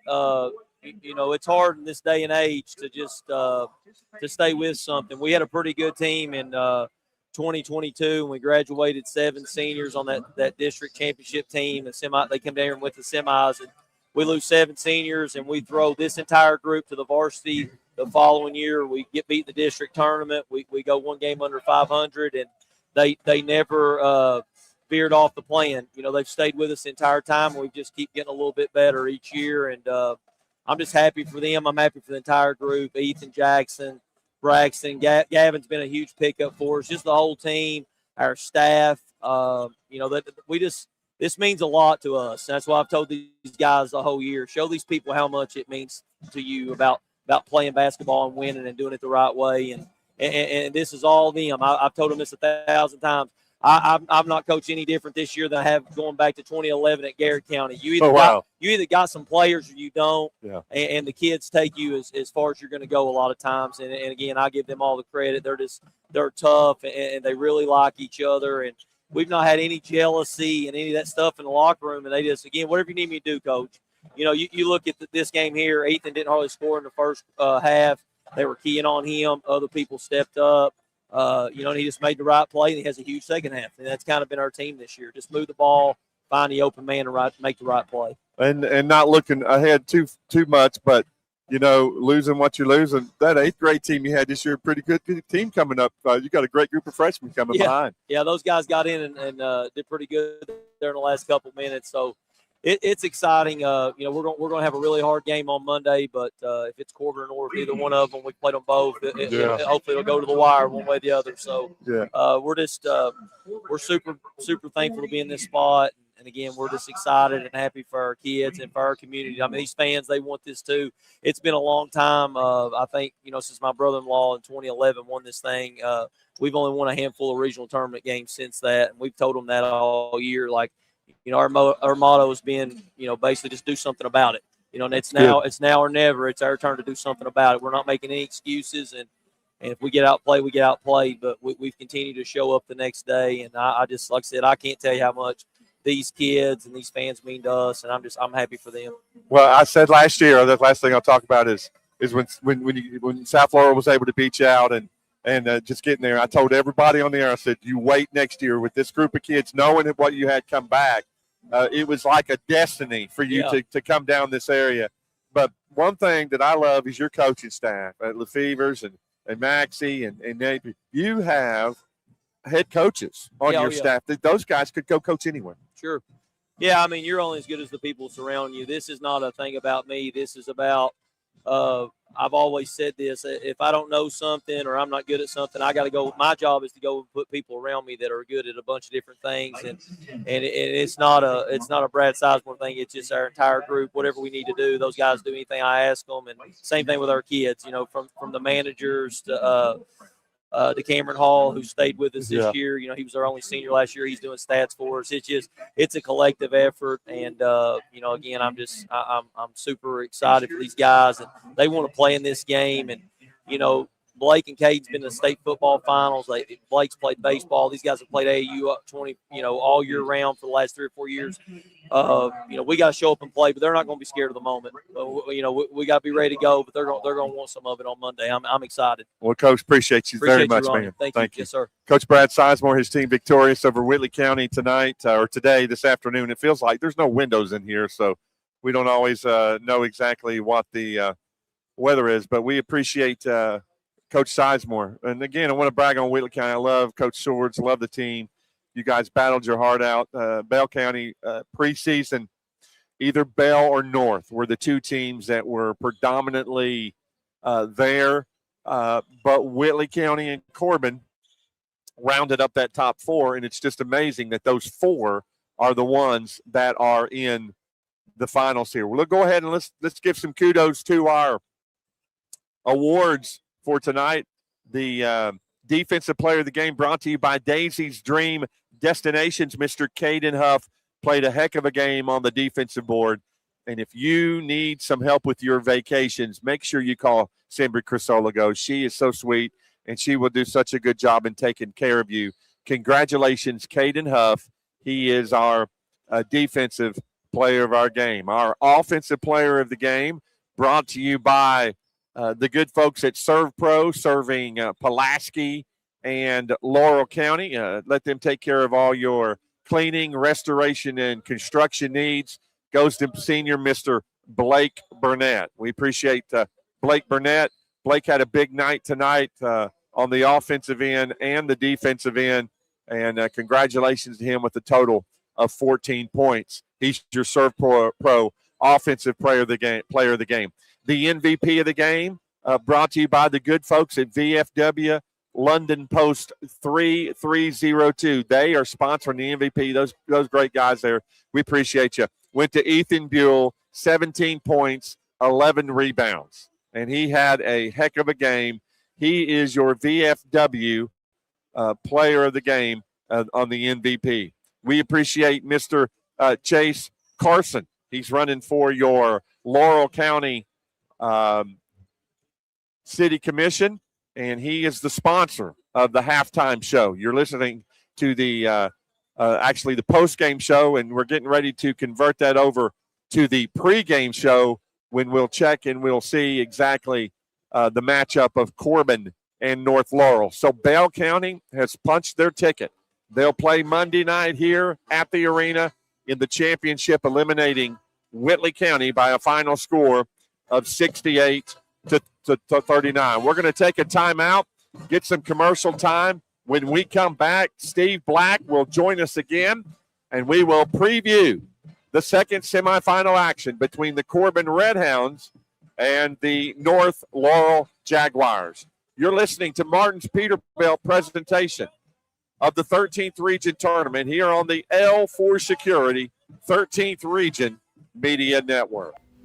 Let me introduce you to London City Council candidate Chase Carson. He was born and raised in Laurel County, graduated from South Laurel, and went on to Eastern Kentucky University, where he earned his bachelor's and his master's degree. And then he came home to give back to the community in which he loves. He's a community leader who's focused on respect and transparent local government. He believes the residents deserve accountability and professionalism from its elected officials. Would you please consider voting for Chase Carson for your next London City Council member? No doubt in the world we live in today, security is our number one priority. Let me tell you about the good folks at L4 Security Group. They offer surveillance, hiring solutions, risk management, guards, mobile patrol, and much more.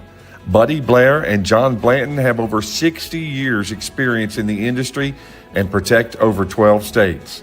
Make sure you check out their new location at 116 Shiloh Drive in London, Kentucky. Thank you, L4 Security Group, for your sponsorship of the 13th Region Media Network.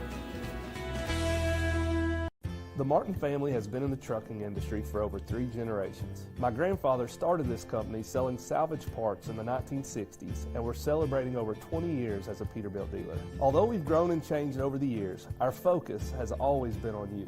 We get it. When your truck's down, you're not making money. That's why we keep thousands of quality parts in stock so you can get back on the road as soon as possible. At Martin's Peterbilt, relationships matter, and that's why we've been around for generations. Come see us. Hey basketball fans, this is Coach T, Walter T. Hewlett, candidate for Laurel County Judge Executive. With 43 years in education and coaching, I know how to build a championship team, and I'm ready to work for you. I'm bringing community leaders, business owners, and government together to build a stronger Laurel County and a stronger Southern Kentucky. This isn't my campaign, it's our campaign. On Election Day, vote Coach T, #1 on the ballot for Laurel County Judge Executive. It's tea time. Paid for by Walter T. Hewlett for Laurel County Judge Executive. Whether you are buying or selling, Jesse Sizemore with Century 21 Advantage Realty would love to help you get your property sold or help you find your next dream home, farm, or investment property, no matter how big or small. Jesse Sizemore with Century 21 Advantage Realty will help make the process smooth and enjoyable for you. Feel free to contact Jesse Sizemore anytime at 606-309-9898. Jesse Sizemore, Century 21 Advantage Realty. Hello, my name is Chance McPeak, and I'm running for Magistrate of District Number 5. I've spent more than 20 years serving our community as a proven volunteer, problem solver, and hands-on leader. I believe leadership means being proactive, seeing issues before they become problems, and planning for the future with a clear vision and common sense mentality. I'm open-minded, reliable, and committed to making decisions that put our families, our safety, and our growth first. This is my home where I raised my 3 children with my wife, Katie, and we are ready to work every day to move District 5 forward together. Please consider voting McPeak for Magistrate in May of 2026. Thank you. This has been paid for by Chance McPeak. Let me introduce you to London City Council candidate Chase Carson. He was born and raised in Laurel County, graduated from South Laurel, and went on to Eastern Kentucky University, where he earned his bachelor's and his master's degree. And then he came home to give back to the community in which he loves. He's a community leader who's focused on respect and transparent local government. He believes the residents deserve accountability and professionalism from its elected officials. Would you please consider voting for Chase Carson for your next London City Council member? Laurel County Sheriff John Root would like to wish all the student athletes of the 13th region a very happy, successful, and injury-free season. He'd also like to invite you to come see the brand new state-of-the-art Sheriff's Office located at 1380 Kentucky 192 East in Laurel County. From all the staff serving Laurel County, we thank you for being proud sponsors of the 13th Region Media Network.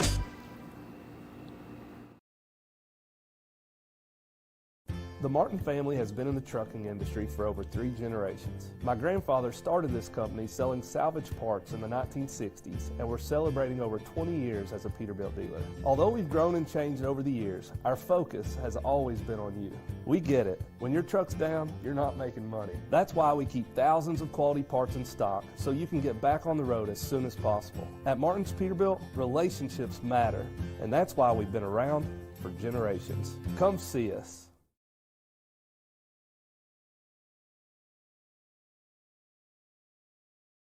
Black Ronnie Smith here. We've got a few minutes before our second contest at North Laurel and Corbin.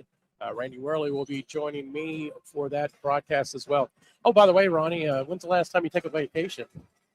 Well, I don't know, but I'm telling you, the next time I think I'm going to let Miss Embry take care of me. Yeah, Simri Crisologo with Daisy's Dream Destinations. Let them book your next vacation. They have the defensive player of the game, and then you have that or after this test here. Offensive player of the game, Serve Pro, serving Pulaski and Laurel counties into the most valuable player. Brought to you by the good folks of VFW Post 3302, serving Laurel County as well. This is the Chase Carson pre-game show brought to you by Chase Carson, who is running in the city. So we talked about of Bell County. You had a chance to talk to some of the players. Now we're going to focus on the second game. North Laurel, under their head coach Nate Valentine. Impressive win against Harlan the other night, 49-36. Corbin, a good win themselves as they defeated Knox Central, 54-32. So, Ronnie, what do you see in this matchup?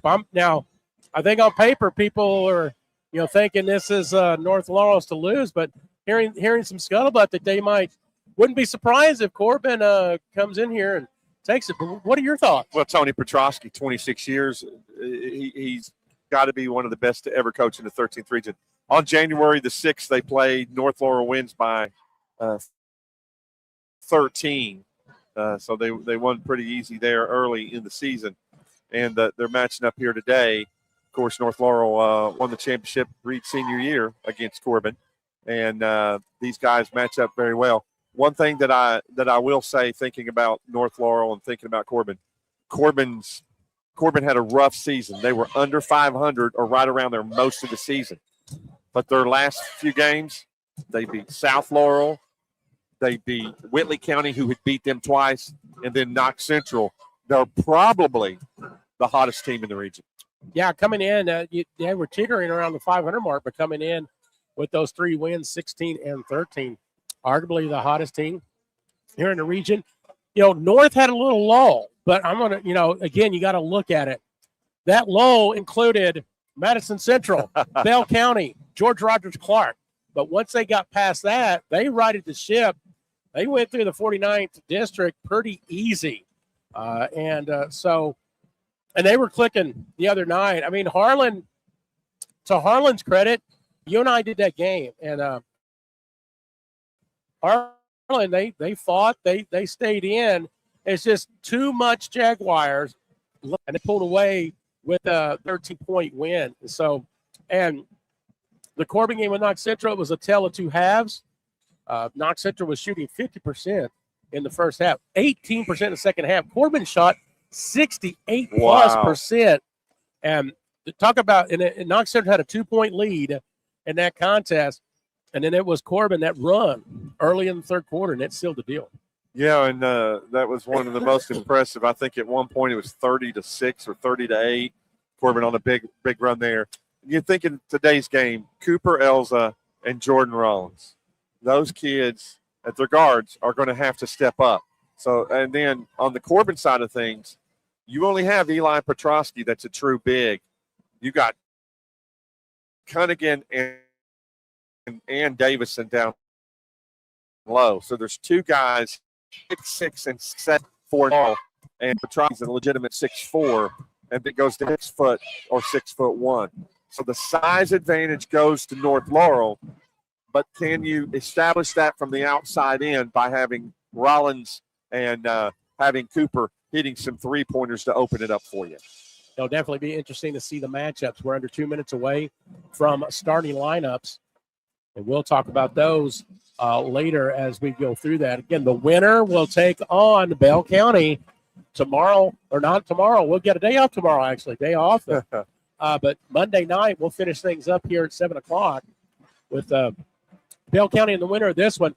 Now, speaking of championships, the one tonight, South and North for the third time, each team claiming a victory this season. This will be the deciding one on a neutral court. Can you imagine trying to pick the winner game? I'm not even going to try. There's no way, because either team, you've got the offense of North Laurel against the defense of South Laurel.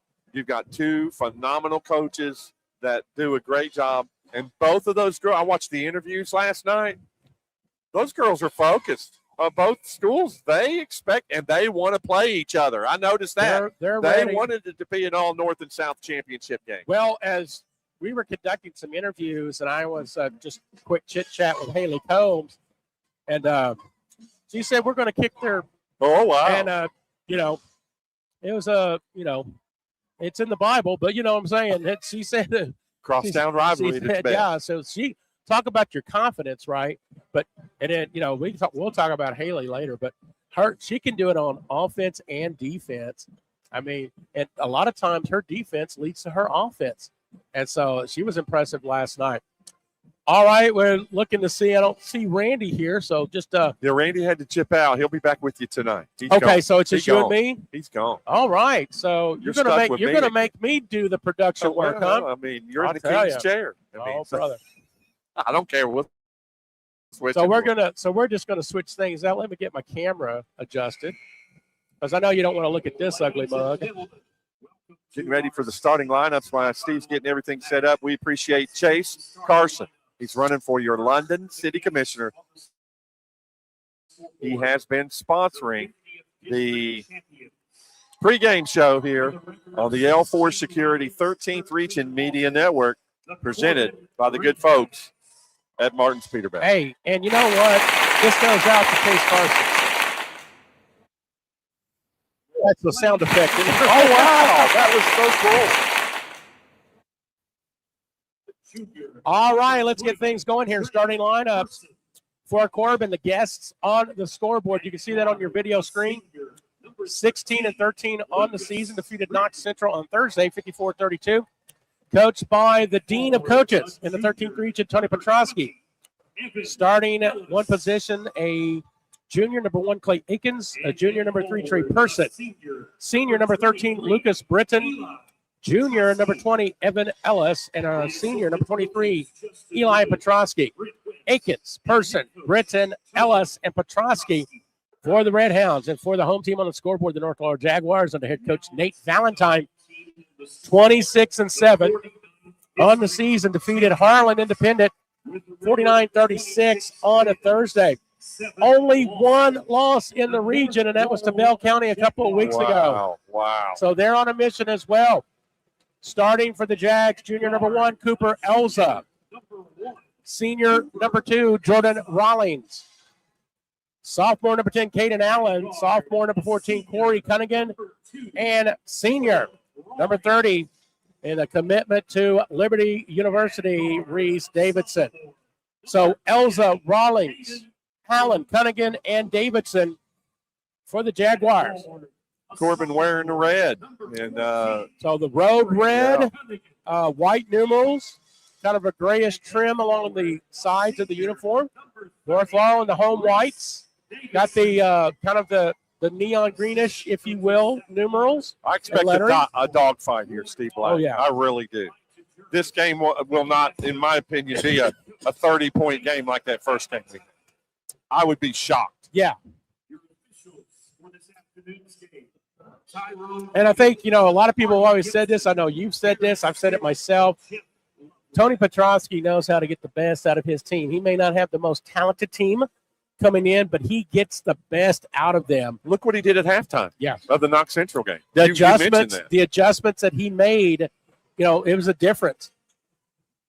Here we go. Thank you for joining in audio broadcast of the 13th Region Basketball Tournaments, and the tip goes to the Jaguars, and here we go. Speaking of Jaguars, we'll have a special halftime interview from one of the North Laurel broadcasters, Jalen Black, former Jaguar in her own right, doing some broadcasting for her local group. There we go. So looking forward to that. Elza guarded by Akins. Elza to his right, shot is up, and it will rattle in.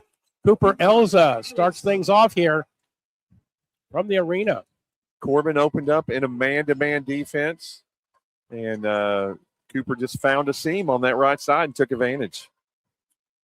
Britton with the basketball, gets it over to Ellis. Ellis working toward his right, picks up the dribble, knocked away. Corey Cunningham with it. Here come the Jags. Allen was open. He holds it up, skip past to Davidson. He'll take the long three, in and out. Battle for the rebound, long rebound. Cooper Elza will retrieve it, and the Jags will start over. Just concerned about the size of North Laurel if you're a Corbin fan. Long three, Jordan Rollins, no good. Another long rebound, Caden Allen. Tipped out of there by Cunningham. Allen shot no good. Petrosky with the rebound. Close to a minute and a half in this contest. 2-0, North Laurel. And we get a tie-up, and possession will stay with Corbin. Evan Ellis needs to have a big game for the Corbin Redhounds. He's capable of scoring 25, 30 points a game. If he gets 8 to 12, that's not good for Corbin. Trey Person inbounding the basketball to Eli Petrosky. His shot over the rim. Person gets the loose ball. He loses it, though. It'll go in the hands of Akins. Akins will drive. He is stripped by Allen. Here come the Jaguars. In the hands of Elza. 6:20 to go here in the opening period. Teams filling each other out here. As Allen, little Euro step, his shot no good. Allen trying to get a candidate of the all-hair team. He's definitely first team all-hair. I've pretty much got it narrowed down. Speaking of an all-hair team, Danny Green, his grandson, he's got nice little locks here. He's just a year old. He has some nice locks. I put him in there as an honorable mention. Person with the basketball guarded by Davidson. Picks up the dribble. Finds Petrosky. Petrosky guarded by Cunningham. Petrosky works to his left. Swings around. Picks up the dribble. Back to Britton. Yes, Billy, I will fix the camera. They want us to be able to you see. Go right ahead. I'm going to fix that camera for You got Billy the Thurston. score, but we'll kind of make it symmetrical, right? Make it look good. Got that possible OCD going, right? Got to have that symmetry. I think it's much better. Thank you, Ronnie. Appreciate that. Thank you for the input, Billy. We're taking care of you, man. There you Appreciate go. you watching and listening. Britton with the basketball now over to Petrosky. You can see the players' numbers, their points and fouls as go along as well. Stolen by Jaguars. Fast break. Davidson with the flush. Corbin didn't get back. Just didn't get back on defense. 4-0 your score. athleticism there for the Liberty commitment for next year. A Britton with the basketball, pulls it up. Turnaround jumper, Ellis, no good. Rebound by Cunningham. Loose ball foul on Corbin. Going to be on Trey Person, his first. Corbin they're getting shots. They're just not falling right now. Pretty good defense by North Laurel. North Laurel realizes to get to the hole. Both of their baskets have been at the rim. Davidson bringing the ball across the timeline. Him and Elza running the backcourt at the moment, approaching 4.5 here in the first quarter, just 4-0. Davidson guarded by Person, kicks it out to Cunningham. He'll take the three. That is short. Battle for rebound. Long one to Allen. Allen, he'll take the shot. And looks like they're going to give him three. Coach P is going to call a quick timeout here. 7-0 run to start the game. Person is literally almost 7 or 8 inches shorter than Reese Davison. And then you've got Petrosky that is about 4 inches shorter than Cunningham. Corbin cannot continue to let them keep getting these offensive rebounds, Steve. So, quick timeout. See what we can make adjustments here. Excuse me. Again, if you're just joining us, Bell County punched their ticket to the regional final. Monday night, 68-39 win over Whitley County. And they did that with an impressive first quarter, 15-point spread, 22-7. And that was pretty much it as they increased their lead throughout the game. All right, back to action, 4:18 and counting. Touchdown and extra point has the Jags on top of the Red Hounds, 7-0. Big possession here for the Red Hounds. Ellis kicks it out. Petrosky, and good on the possession there. Eli Petrosky with the three off the timeout. Cuts it to 4. It's a big shot for the Red Hounds. Their first score of the game took them 4 minutes. Davidson guarded by Person. Definite size advantage there for Davidson. Rawlings to Davidson. Splits between two defenders. Gets it out to Elza. Elza guarded by Akins. Davidson, long three. Rattles it in. Your big men on both teams hitting threes each time down the court for both teams. 5 points for the senior, and it's 10-3. So a field goal for both teams, a touchdown for North. We got a 10-3. Throwing some football stuff in there, Ron. I have to tell you. I love it. Cooper Elza with the steal, kicks it over to Cunningham, up and in. I guess we'll call that a safety, right?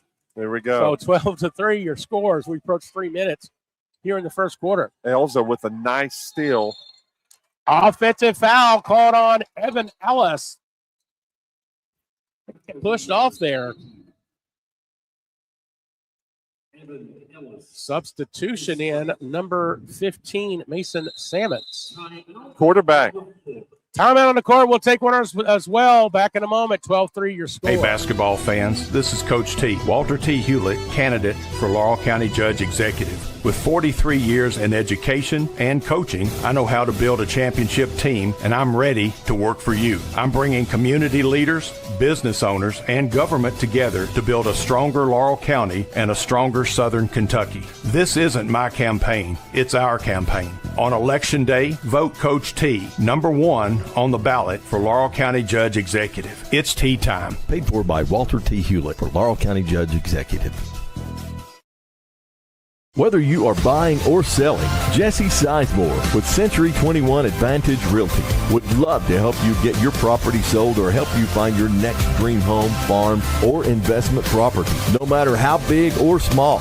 Jesse Sizemore with Century 21 Advantage Realty will help make the process smooth and enjoyable for you. Feel free to contact Jesse Sizemore anytime at 606-309-9898. Jesse Sizemore, Century 21 Advantage Realty. Back at the Corbin Arena, 2026 Martin's Peterbilt 13th Region Basketball Tournament hosted by OBI. 12-3 early score here. North Laurel on top. 4 different players for the Jaguars scoring here today. The lone points for Corbin, a 3 by Petrosky. So coming out of the media timeout, see what kind of adjustments that been able to make on the fly. North basketball. Cooper Elza Jr. will run the point. He is guarded by Sammons. Sammons just checked in before the media timeout. Caden Allen, right wing, gets it over to Cunningham. Cunningham guarded by Petrosky. Petrosky's a big dude, but Cunningham's taller, actually. 6'8". Yeah, I asked crazy. Corey. I said, Corey, how tall are you? Yeah, I'm 6'8". Nice block from behind by Sammons into the hands of Petrosky. Here come the Red Hounds. Red Hounds coming left to right on your video screen.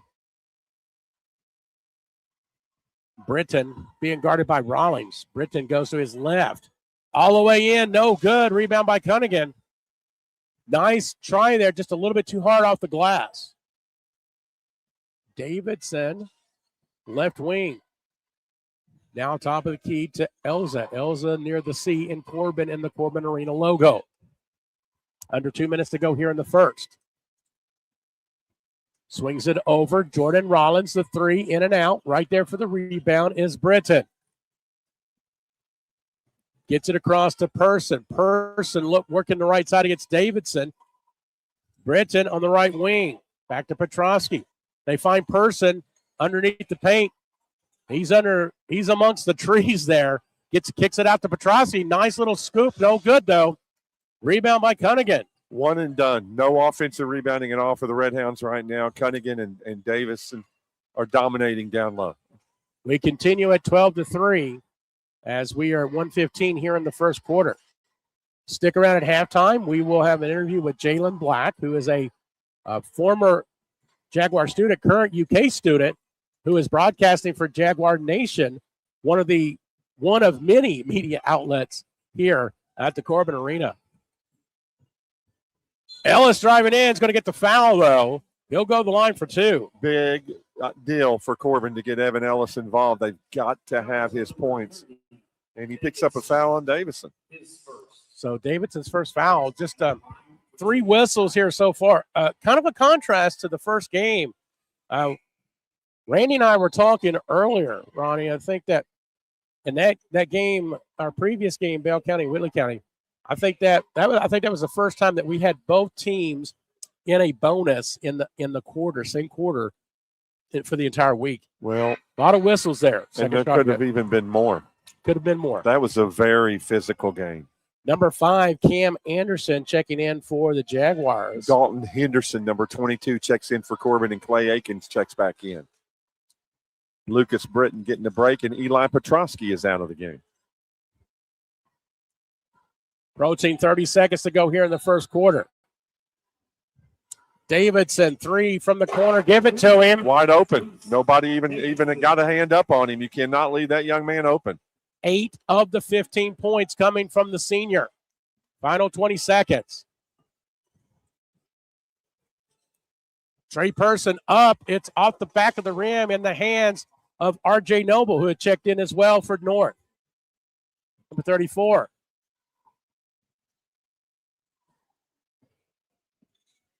Davidson, Cooper Elza, shot no good.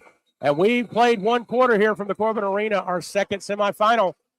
North Laurel on top, 15-5. Back in a moment from the Corbin Arena. The Martin family has been in the trucking industry for over 3 generations. My grandfather started this company selling salvage parts in the 1960s, and we're celebrating over 20 years as a Peterbilt dealer. Although we've grown and changed over the years, our focus has always been on you.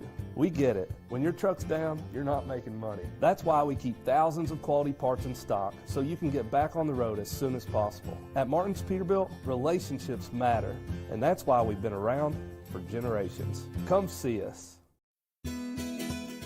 No doubt in the world we live in today, security is our number 1 priority. Let me tell you about the good folks at L4 Security Group. They offer surveillance, hiring solutions, risk management, guards, mobile patrol, and much more.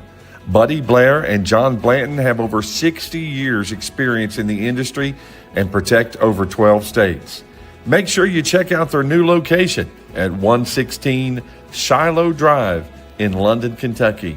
Thank you, L4 Security Group, for your sponsorship of the 13th Region Media Network.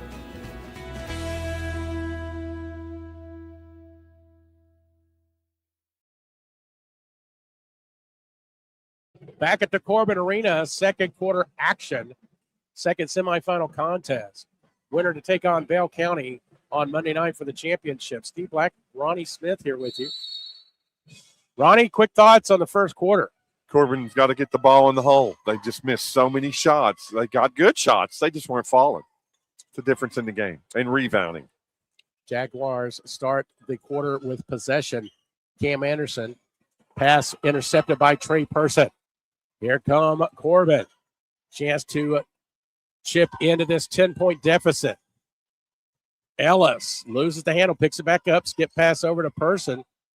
He takes the jumper off the back of the rim right there. Reese Davidson with the rebound. Another, again, one trip. That's all they're limited into. Good rebounding by the Jags. 3 by Anderson. Getting into the scoring column. Comes off the bench and gets a big bucket. 5 different Jaguar players in the scoring column, 18-5. So they're spreading the wealth here at the Corbin Arena. Corbin, a Petrosky 3 from top of the key, no good. Rebound by Noble. Again, one trip, one attempt only.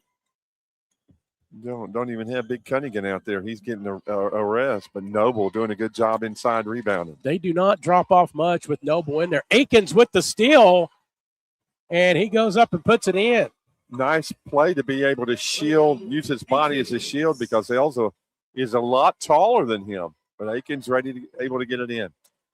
18-7 your score, 6.5 to go till half. What was that collision over there at half court the first game? Did you see that? I actually cannot remember. There was an official and a player went down. Oh, I did not realize that part. I didn't know if you guys picked up on that. Oh, no. Nice pass into Salmons by Petrosky. No good, though. Point blank shot. Allen with the rebound. 6 minutes to go. Excuse me. Try to get it into Noble. It's knocked out of bounds. We'll have some substitutions. Lucas Britton coming back into the contest. We do have a foul, though. Evan Ellis will get his second. So Britton will come in for Ellis. Cunningham back into the contest, as well as Jordan Rawlings for the Jags. Jaguars.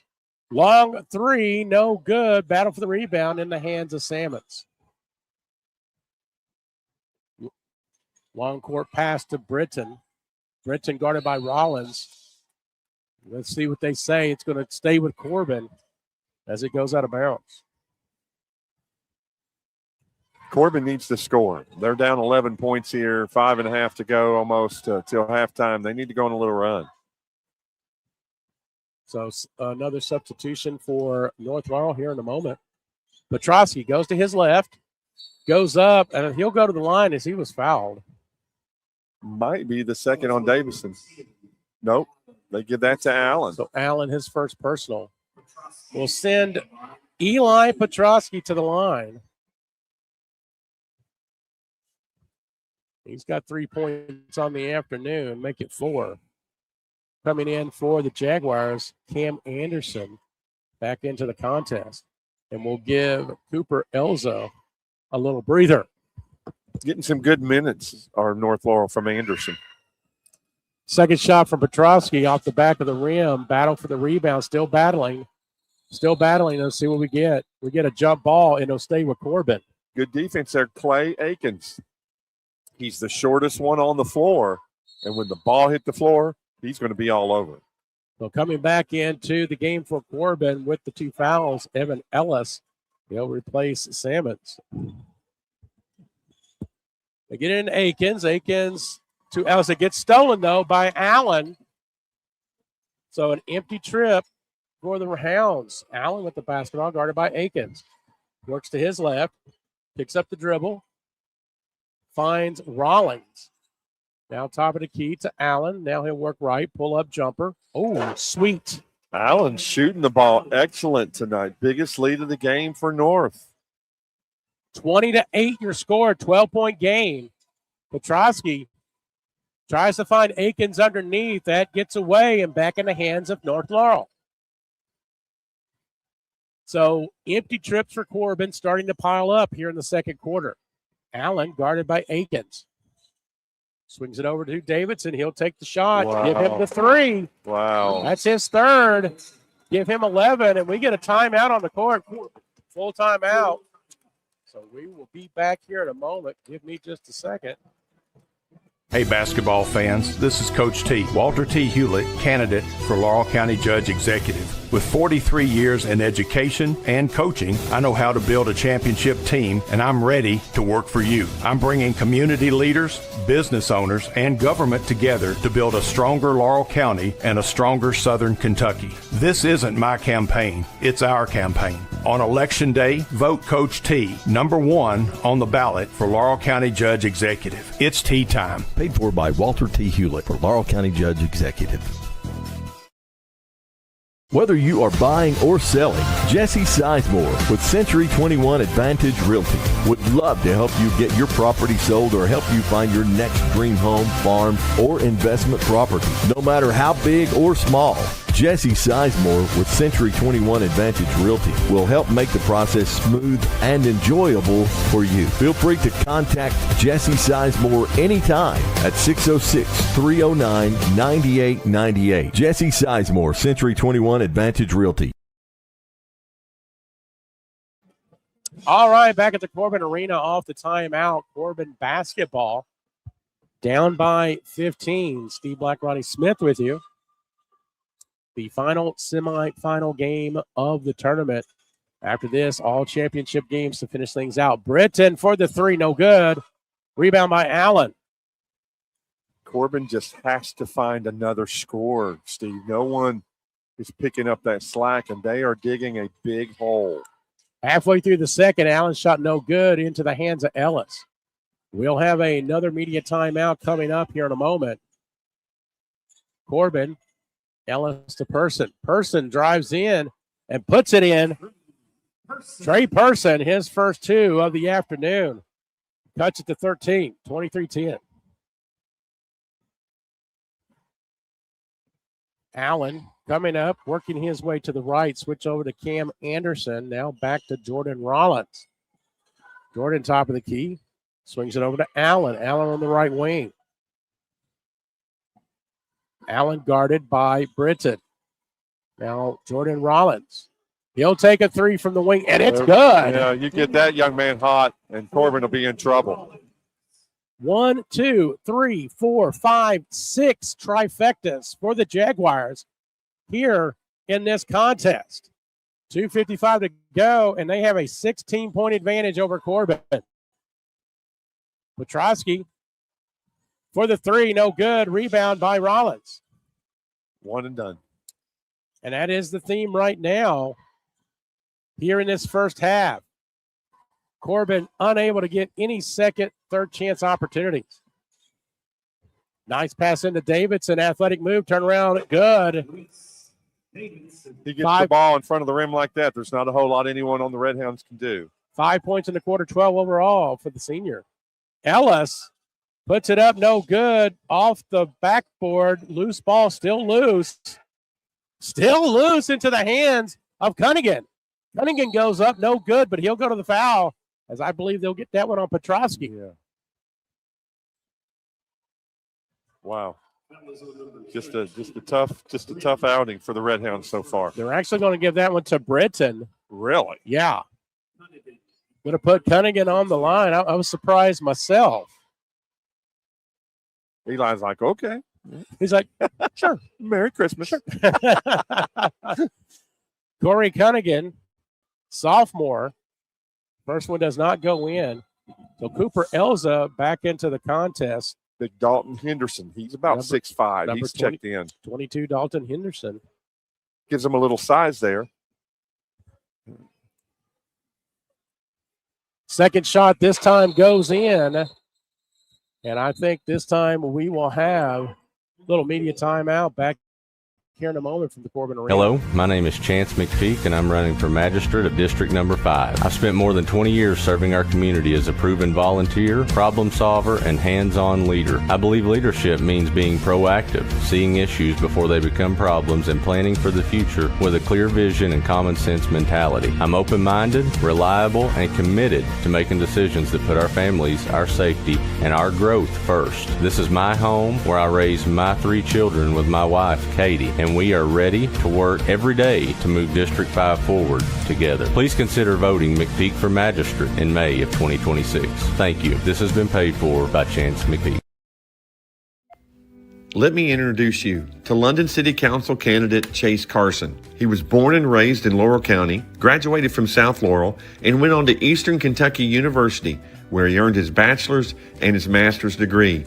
And then he came home to give back to the community in which he loves. He's a community leader who's focused on respect and transparent local government. He believes the residents deserve accountability and professionalism from its elected officials. Would you please consider voting for Chase Carson for your next London City Council member?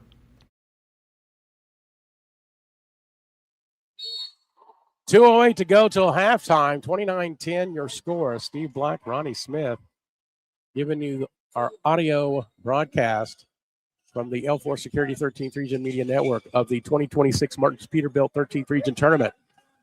Corbin needs to do something quickly to try to chip into this deficit, and a good start there by Eli Petrosky as he puts it in 3 in the quarter, 6 overall. You expect the senior to step up, and that's exactly what Eli did there. So 29-12 your score. 17-point game.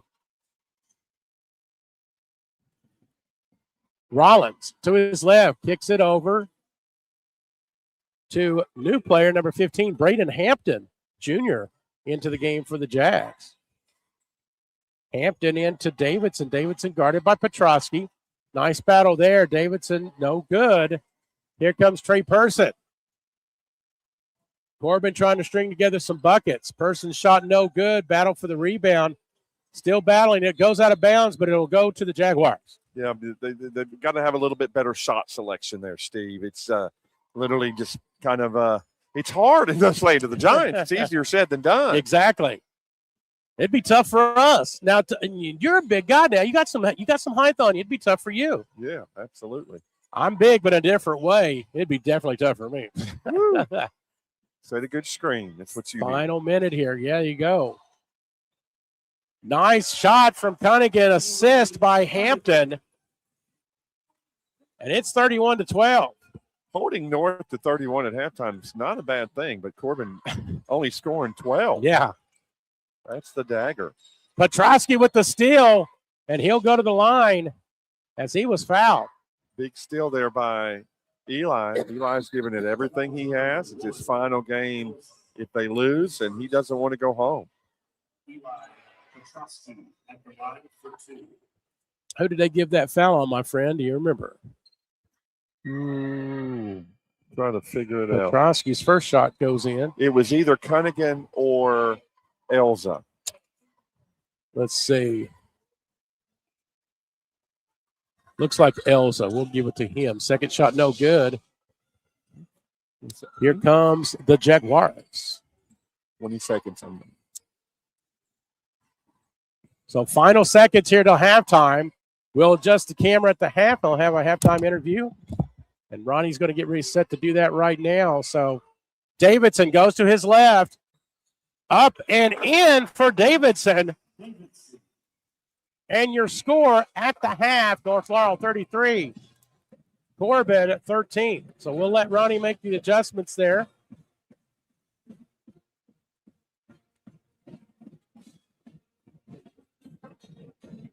So if you're looking for me, we'll get our halftime interview here on the Chase Carson halftime show.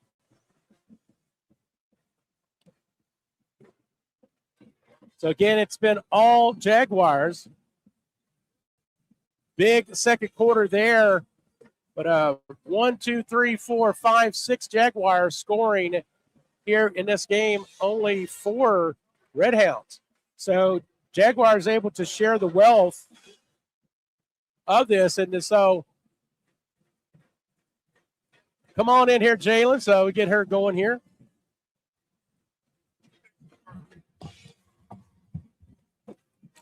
Hey, how's it going? It's going good. All right, talking with Jalen Black, who's one of the broadcasters of Jaguar Nation. And we can wave right there, right? So get a little quick picture there. So Jalen, thank you for joining us. I'll talk to you about a few things and some of your broadcasting prowess, but you're also no stranger to the basketball court as well. So we talk about that. So, but before we do that, you broadcast for Jaguar Nation. So what are your thoughts here of the first half? Yeah, I thought North Laurel's done a great job of matching the physicality that Corbin has brought to the game, and more importantly, shutting down Evan Ellis, averaging 20 points per game, and he's just not been able to get his shots to fall so far in the first half.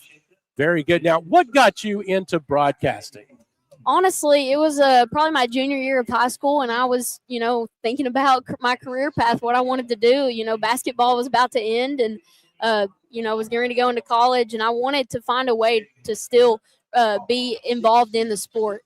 And it didn't really hit me until I took a trip to the University of Kentucky, and I thought I could do sports journalism and I could do sports broadcasting, and that's really where my passion lies. So started the Jaguar Broadcasting Network at North as a way to kind of give students the opportunity that I didn't have in high school to explore, sports broadcasting, production, different things like that. And it's just been a really great opportunity.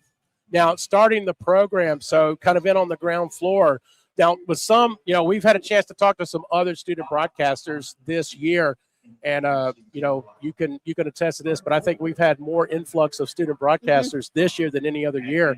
But I know some kind of getting things started. Some actually have a pathway. Now, is there an actual? You all have an actual academic pathway at North, or just how can you take us through that? Yeah, so we didn't before, but starting the fall of this upcoming school year, they'll have a class at North Laurel that students can take, and it's going to be, I'm not sure the exact name of it, but it's about broadcasting, production, and things like that. So they'll be able to finally incorporate more students into the Jaguar Broadcasting Network, and they will do, camera work for us, run the audio board, run commercials, and hopefully get some players who want to do, color commentary and things like that. Very good. Now, again, you've had your share of time on the basketball court, and again, we'll talk a little bit about tonight's game as well, kind of as a preview. But what can you take from your time on the court to your broadcasting? Give us a little bit of how you kind of mesh those two together. Yeah.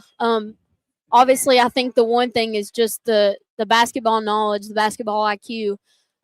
When you've played and, when you've understood the game from a player's perspective, that helps so much when you're broadcasting, because it's almost like you get a different perspective into the player's mind who's on the court now. And overall, you just understand the game much better and able to portray that to your audience. But basketball has also taught me so much just about life lessons. Like in this industry, especially as a woman, it's going to be harder to work my way up the pedestal, get to where I want to be. And a lot of people will look down on that. And playing basketball kind of taught me that same thing. It's not easy. You're going to have a lot of outside noise, a lot of people who doubt you and your team. And you just have to put your head down and put all that aside, block it out, and work hard for what you're passionate about and what you want to do. I mean, just talking to you right now, I mean, you're like a natural, honestly. I mean, you jump in here, you're throwing some stats around and things like that. How do you prepare for a broadcast? Yeah, absolutely. Well, it helps when you've kind of seen the teams play before and you've been around, the 13th region a while. But obviously look at some stats. You want to know the best player on their team. But then you want to kind of look at the coach's point of view, what the other team wants to do to stop your team. So my guess here, Corbin's trying to slow Davidson down. And you saw a couple plays ago, Petrowski was frustrated because Davidson was left wide open for a three-pointer, and he was like, how in the world is that possible? So it's evident that, Corbin has talked about how to stop North Laurel. So when preparing for a game, you obviously just kind of want to look at both teams' perspective and what they're wanting to achieve. Very good. Now, a little bit about you've matriculated to UK. And so you said, I think, what, sports journalism? I'm a double major, so I'm majoring in sports journalism and sports communication. Now, sophomore, right? Yes. Okay, so how is that going so far? What does it entail in the sense of just the sports journalism side of things? So what entails that so far? What have you done with that? Yeah, absolutely. So so far, I started out just sports journalism major, and then was looking to graduate like a year and a half early, so decided to add on the sports communication major as well, just to build my resume and be knowledgeable on all sides of the sports industry. And I recently was just hired to be a student member with the UK's SEC network. Oh, that's awesome. Yeah, so I'm pretty pumped about that. I don't know if you know Sunny Ann Parton. Yes, I Give do. a shout Very out to much her. so, yes. But she's working with the student members at SEC Network as well. So I'm excited to get that going. Basically, I'll just do a lot of the behind the scenes things, run audio boards, run video boards. I'll get to do camera work the camera, things like that. Just a lot of the nitty gritty stuff from behind the scenes that goes into broadcasting sports. And you mentioned Sunny Ann. So, again, have you had a chance to kind of pick her brain and stuff? Because she was kind of in on the ground floor of Blue and Gold Network, had a chance to work with her. And I know she's loving it. Probably up there at Rupp Arena right now with the game against Florida. Yeah. So, but if you I guess you have a chance to kind of do some interaction with her with everything. How's that collaboration go? What have you can learn from other students that have been involved with that? Absolutely. Well, Sunny Ann and I, we've not had the opportunity to really talk about the broadcasting side of things, but she reached out to me. It would have been back in this fall semester of this year, asking me to come to the AWSM meeting, which is a club at UK, stands for Association of Women in Sports Media.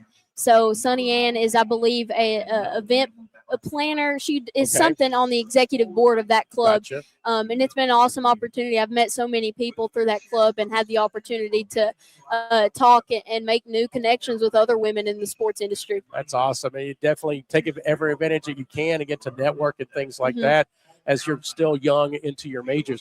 Now, have you had a chance? I know it's been pretty busy here on Press Row, but have you had a chance to maybe talk to some of the students that are here right now and what they're doing? Yeah, not really. It's been kind of boom, boom, boom. You know how it goes. But I noticed Pineville has a really good thing, and I'm sure that's come from John North, who's helping out over there. But I noticed Let's some not students. talk about him. No, just kidding. No, yeah, Don.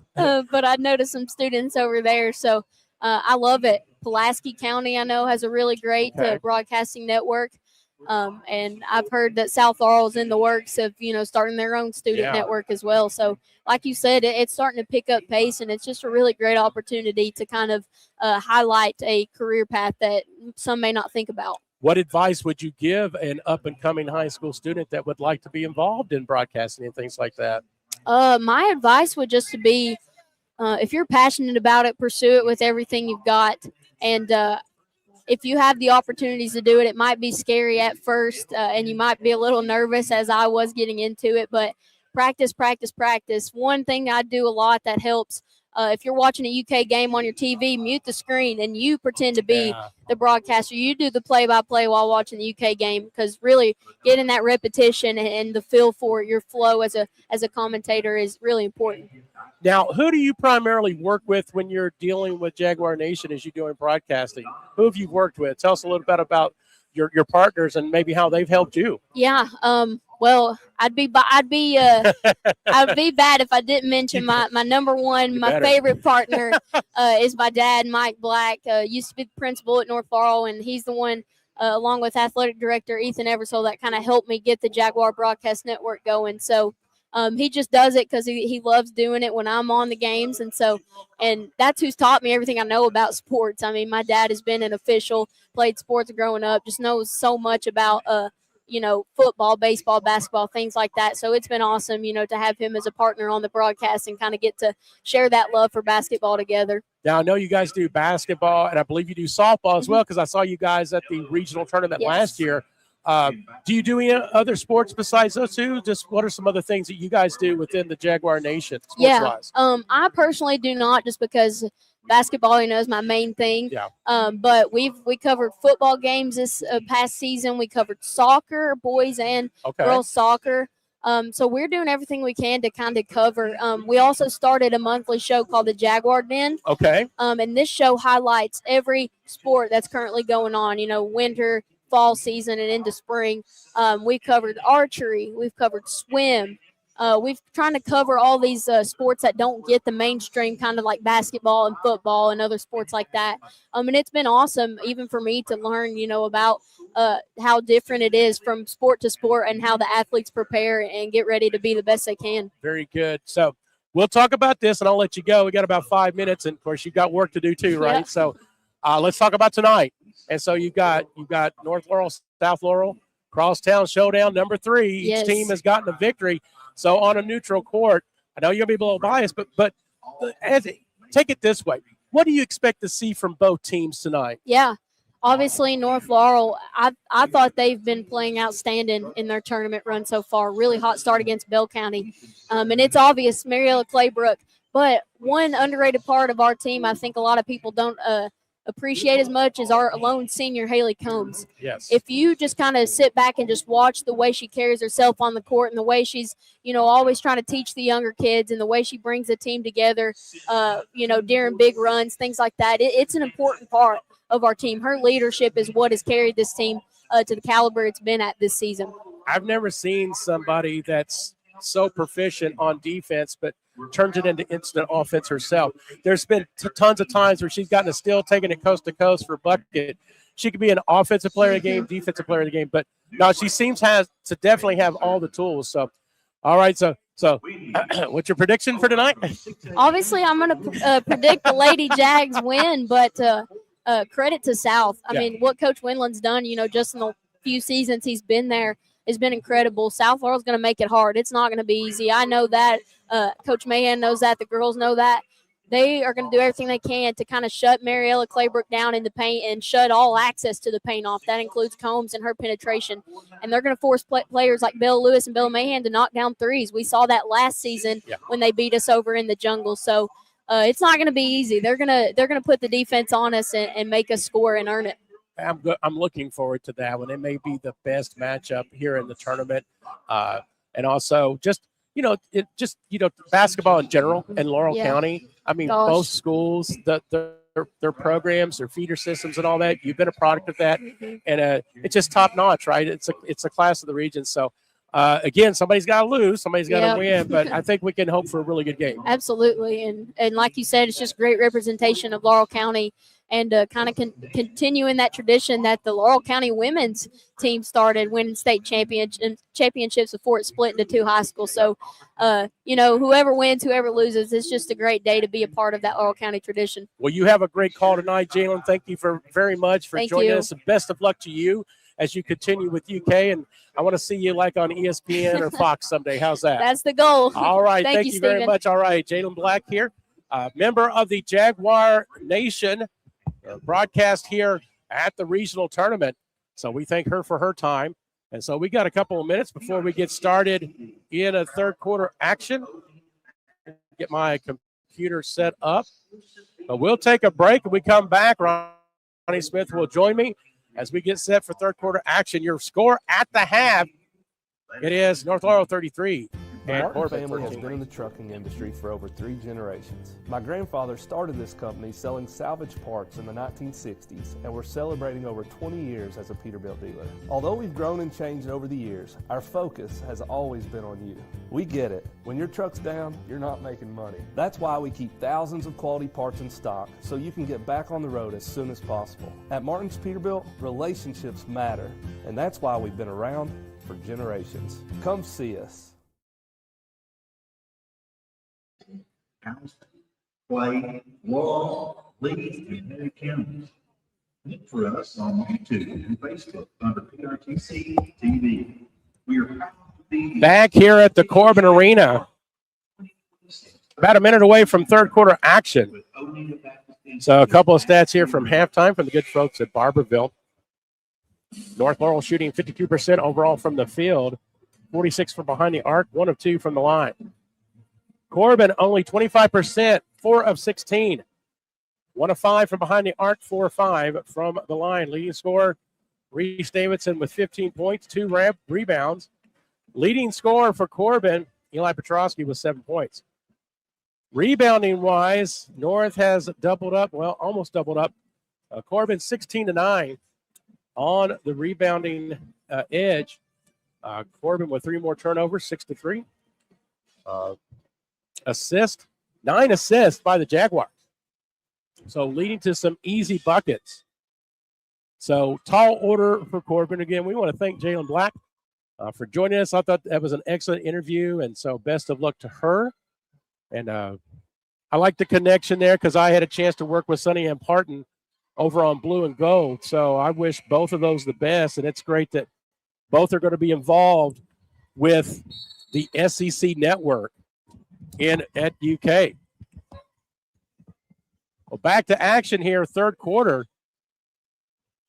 And North Laurel just immediately throws it away. So good fortune for Corbin to see if they can get back into this game, Ronnie Smith. I don't think anyone expected this, Steve. Can I see your stats for just a minute? You please? sure can. Corbin with the basketball. Petrosky drives to his left, up and in. So Eli gets things started for Corbin. Cuts the lead to 33-15. At the end of this contest, Ronnie Smith will have our Daisy Dream Destinations Defensive Player of the Game as Cunningham puts it in for two. Can't trade baskets. Yeah, you can't trade baskets. Corbin's going to have some stops on defense. They are down 20 points. Offensive Player of the Game brought to you by Serve Pro, and our Most Valuable Player brought to you by VFW 3302. Ball stripped away, back in the hands of North. Nice interview with Jalen at the half. I'm very impressed with what she has done and what she's going to do in broadcasting. Good kid, great family. Yes. No relation, though, I don't think. Same last name, Well, but, I don't know. Of course, her dad, Mike, retired principal from North Laurel, and is the assigning secretary for the football for the 13th region. And the way Jalen was talking, they're going to get started in earnest this fall, getting more students involved into their media program. So she's kind of like the trailblazer as Allen puts it in, picking up where he left off in the first half, 37-15. So I consider Jalen and another, again, Sonny and Parton, those young students as trendsetters in student broadcasting. Remember, I asked you the question when we started the tournament, will the 13th region winner be from the same school for boys and girls? And there was only a few that had that opportunity.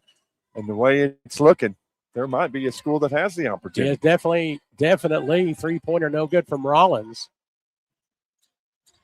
Corbin bringing it up. Ellis works to his right, drives up and in. Give it to Ellis.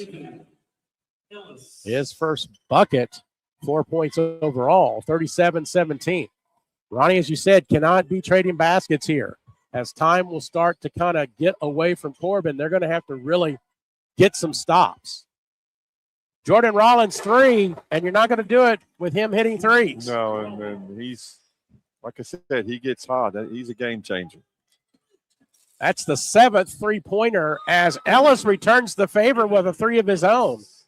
But 7 threes from North. Corbin, that was just their second. So big difference there. Cunningham, point-blank range, couldn't get it. Back in the hands of the Red Hounds. 40-20 your score, approaching 5 minutes to go here in the third. Person swings it around to Petrosky. Goes a little bit to his left, into the lane. Finds a cutting Ellis for the two. What a pass by Eli. Threaded the needle between two Jaguars. Cuts the deficit to 18 at the 4:49 mark of the third. Allen, left side wing, back to Davidson. Finds Cunningham in against Petrosky. Doesn't hit it. Petrosky with the rebound. Missed it. Point blank range. 5-0 run for Corbin here. Yeah, a big possession. Couple empty trips for North to see if Corbin can take advantage. Ellis, it was filling it there for a moment. Off the mark there as Davidson gets the rebound. 4:20 to go here in the third. 40-22 your score. Winner to take on Bell County Monday night for 13th region supremacy. Long three. Jordan Rollins. That's his second here in the quarter. It's a 21-point game halfway through the third quarter. We get a timeout on the court or we get a stoppage. Let's see. I think there might have been some blood or something on Evan Ellis. They're making him be attended to. So he is going to the bench to, and you can see the equipment manager right now starting to make some adjustments. Also getting a chance to come in will be R.J. Noble, also for Corbin. Braxton Tolliver Jr. getting his first action in the tournament. He's a big man. Yeah. He's a great football player, great athlete. And it looks like we're going to go ahead and get our timeout. 4 minutes to go here in the third. It's North up. Hey, basketball fans, this is Coach T, Walter T. Hewlett, candidate for Laurel County Judge Executive. With 43 years in education and coaching, I know how to build a championship team, and I'm ready to work for you. I'm bringing community leaders, business owners, and government together to build a stronger Laurel County and a stronger Southern Kentucky. This isn't my campaign, it's our campaign. On Election Day, vote Coach T, number 1 on the ballot for Laurel County Judge Executive. It's tea time. Paid for by Walter T. Hewlett for Laurel County Judge Executive.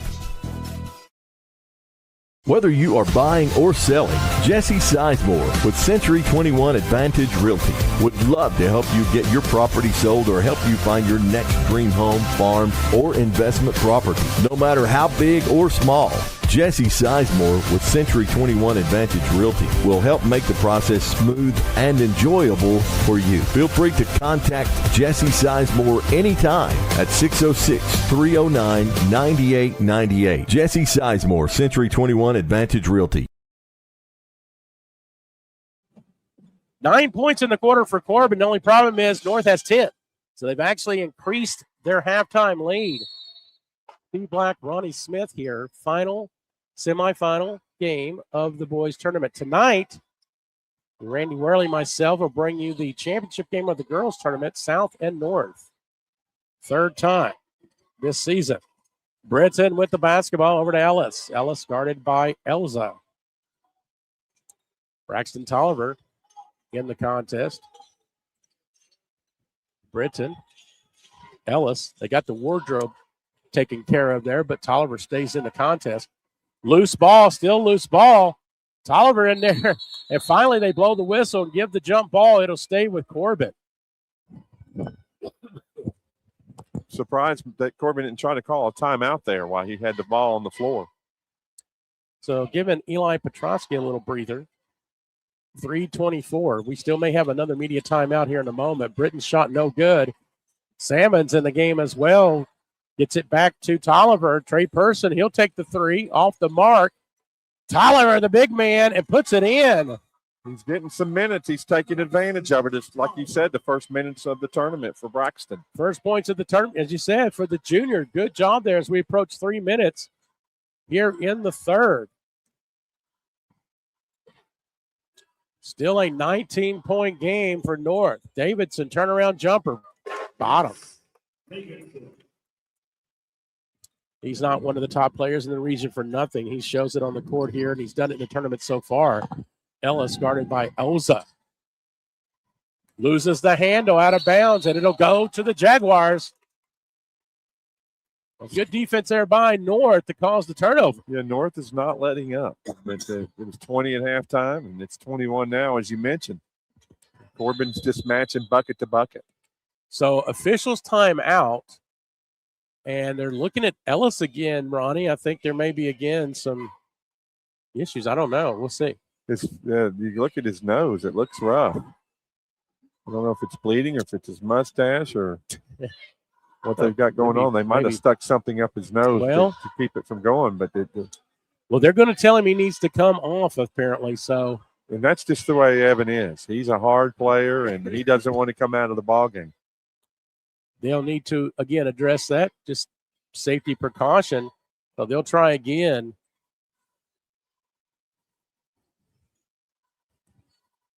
Now, I figure they're going to have to substitute Eli Petrosky getting up, and Coach Tony tells him to wait as maybe they'll be able to address that, and he can stay in the game. They're going to give I him would a figure minute. he would have to spend some time on the bench. I don't know. They're making Cooper Elza come out of the game. Well, now, did he maybe get some inadvertent run on him? Petrovsky does come in for Corbin, so I don't know. And Cam Anderson going to come in, so I think Elza Not sure exactly Yeah. what happened. We do know Evan Ellis is being attended to over on the sideline. Well, as they sort things out, North with the basketball, 2:30 to go. Caden Allen, pull-up jumper. No good. Battle for the rebound, Britton. Petrosky drives in, no good. RJ Noble with the rebound. Here comes Caden Allen, transition for the Jags. And Trey Person has pushed him down. And, he'll get the foul, his second. Caden Allen just, walking away. Again, just a basketball play. I know Trey plays a little football as well. little blocking action right there. 2 minutes to go here in the quarter. Allen with the basketball, guarded by Britton. Works his way to the right side. Anderson swings it over to the left. They get it into Davids. Oh, what the flush. Oh, my goodness. Out of nowhere. His second dunk of the game. He got up quick. I don't think anybody was expecting that, Ronnie. We get a foul. Corbin is down 23 points. They've almost been doubled up here. Cam Anderson with the foul, kind of getting into the contest. Ellison back in, so hopefully they've taken care of that issue. We'll continue to monitor that. Minute 35 to go. I'll talk about just athletic explosiveness there from Davidson. Very impressive. Ellis, spin move, up and in. A junior having a quarter here. He's got 9 in the quarter, 11 overall. 47-26, 21-point game. If you told me that was going to be the case at this time of the game, I'd tell you crazy with these two teams. But Oliver with the steal. Good job, young man. Gets it to Petrosky. Petrosky, the bucket and the foul. Corbin trying to get back into this. Basket is good by Petrosky. That was on number 14. Cunningham will get his first. One thing you got to give Corbin, down 23 points. They're not giving up. They're No, playing no. hard. You can physically see them giving the effort as much as they can. Petrosky trying with the antique three, and that's short. Trey Person with the rebound, chance for Corbin to get 2 more. Blocked away, battle for the loose ball, still battling. Boy, both teams just getting at it here. It goes in the hands of the Jaguars. So Corbin had an opportunity there, did not get it. Davidson, nice little scoop. It doesn't go through. And there's Trey Person with the rebound. Here come the Red Hounds. See if they can get the final shot here. Petrosky and the foul. Another and one opportunity. It was 47-23. That's 7-0 run, Steve Black, for the Red Hounds. I tell you, Anderson's second foul, but Petrosky, I know it doesn't sound much at the moment, but he has a chance to cut this to 16. This is a game that's been in the 20s, so important shot here from Eli. From 23 to 16 in a minute. Yes. And that's the explosiveness that you want to see, and it gives you encouragement coming into the fourth quarter. Now see if they can get a defensive stand here to continue the momentum. 20 seconds and counting. Davidson, I'd say they'll work for the final shot. Corbin is in a 2-3 zone. Elza over to Davidson, double teamed. 6 seconds and counting. A quick timeout from North. I think Coach Valentine wants to set up a play here. He wants to score. He understands how important it is to stop this 8-0 run by Corbin. And he's got plenty of timeouts to work with. And, of course, they'll have the media timeout in the fourth. So what a great opportunity. Again, set things up, see what you can get, because you're trying to stop the momentum from Corbin, and you need to do that here. What a tournament it's been. I want to give while we have a second, shout out to OBI, Oneida Baptist Institute. One of the smallest schools in the region, hosting the tournament. It could be so overwhelming. But Frank and Larry and these guys have done a phenomenal job hosting this tournament. You know, things are going well when you don't really hear anything in regards to it. Just seems like it's just smooth and smooth. And whatever's happened, they've been able to take care of it. Final 5 seconds. Cam Anderson for the three. No good. Rebound by Ellis. And we go to the final quarter. Your score 47-31. Back here in a minute. From Hello, Corbin my Arena. name is Chance McPeak, and I'm running for Magistrate of District Number 5. I've spent more than 20 years serving our community as a proven volunteer, problem solver, and hands-on leader. I believe leadership means being proactive, seeing issues before they become problems, and planning for the future with a clear vision and common sense mentality. I'm open-minded, reliable, and committed to making decisions that put our families, our safety, and our growth first. This is my home where I raise my 3 children with my wife, Katie, and we are ready to work every day to move District 5 forward together. Please consider voting McPeak for Magistrate in May of 2026. Thank you. This has been paid for by Chance McPeak. Let me introduce you to London City Council candidate Chase Carson. He was born and raised in Laurel County, graduated from South Laurel, and went on to Eastern Kentucky University, where he earned his bachelor's and his master's degree. And then he came home to give back to the community in which he loves. He's a community leader who's focused on respect and transparent local government. He believes the residents deserve accountability and professionalism from its elected officials. Would you please consider voting for Chase Carson for your next London City Council member? All right, back at the Corbin Arena. Steve Black, Ronnie Smith. 8 minutes away from determining our final participant in the regional final Monday night from here in the arena. It has been the Jaguars on top of Corbin. Yeah, a big 8-0 run to end the quarter for Corbin. See if they can keep on that momentum. Skip pass over to Rollins. His shot, and that is good. He's been hot. We didn't see much of him the other night. Didn't really need him in the game, but they need him now. 3-pointers for Rollins. They've been very proficient from beyond the arc. Person kicks it over to Britton. He'll take a three. It's blocked by Rollins. Petrosky will drive in. Little hook, no good. In the hands of Elza. Elza gets it across, kind of loses the hand a little bit. Stolen by Person, gets it over to Britton. He's got a clear path. He puts it in. That's his first 2 points of the day. 17-point game, 50-33. Corbin, a sense of urgency right now. They need to cut into this. Cunningham goes down, no whistle. Rollins shot, no good. Battle for the rebound. Cunningham will get it. Jags will reset. Golden opportunity there for Corbin, but the offensive rebound goes to North Laurel. North Laurel doesn't have to be in a hurry here, Steve. Yeah, 6.5 to go with this lead as Elza goes through. No good. Petrosky with the rebound. They've got, and they got the luxury of doing that with the big lead. Petrosky goes up. It's good in the foul. Third time, Steve Black, in the second half. Eli has taken it to the rim. He's huffing and puffing. He's tired, but he's giving it everything he's got for his Red Hounds. Potentially his last high school basketball game. He's going to make the most of it, win or lose. He's leaving it all out on the court. He's got a chance for another antique three. It's short. Battle for the rebound will go to the Jaguars. He's got 16 on the day. Foul by Petrosky. Cooper Elza got the rebound. He went for the ball and kind of scraped him across the face a little bit inadvertently. So that'll be his foul.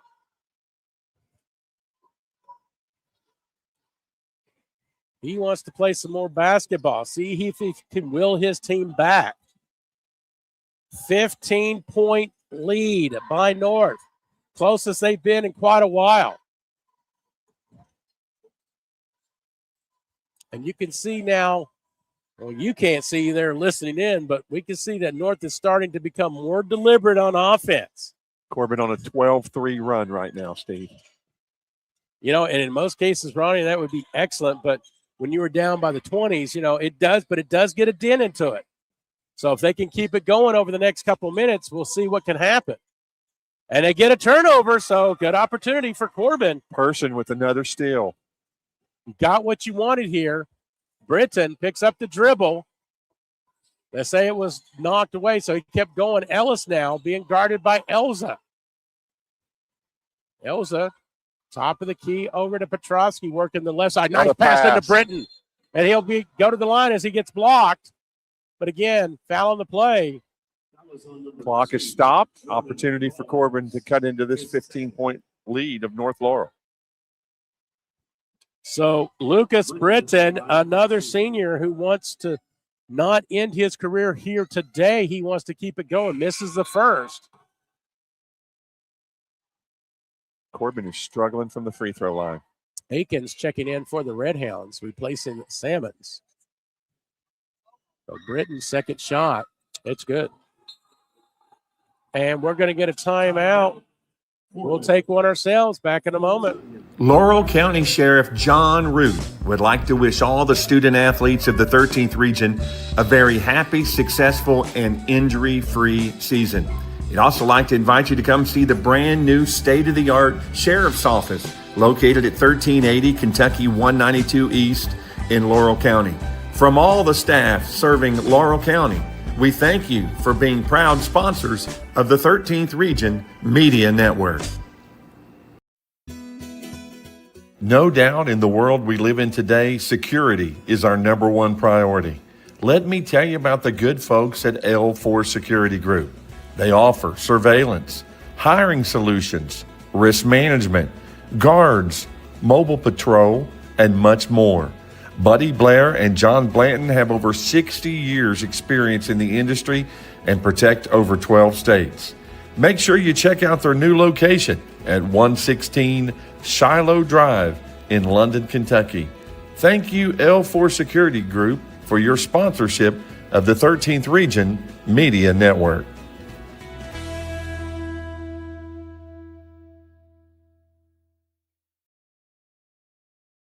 .507 to go, fourth quarter, second semifinal round here this afternoon. Bell County already punching their ticket with an impressive win over Whitley County.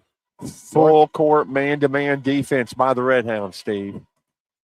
So Corbin trying to force the issue as they've got it down to 14. Reese Davidson misses the flush opportunity. He'll stay with the Jags. Yep, went for the dunk, and the rebound went all the way back to the three-point line, and North was able to get it. Davidson top of the key, guarded by Person, 4:44 to go. We'll still have another media timeout at the least, and timeout's really not an issue right now. Everyone has plenty. Nice pass into Cunningham, and he gets the two. That puts the lead back to 16. That was Davison with the assist. Pass to Person. It was blocked away. Person gets it back. He'll go to the line, though, as he was fouled. You know, you got to give it to the Red Hounds, Steve. They're playing their heart out. They're playing hard. They're giving the effort, getting the rebound, scrapping on the floor, tipping the ball, doing all they can to keep it in play. Trey Person, first shot is good. Just his third point of the afternoon, the junior.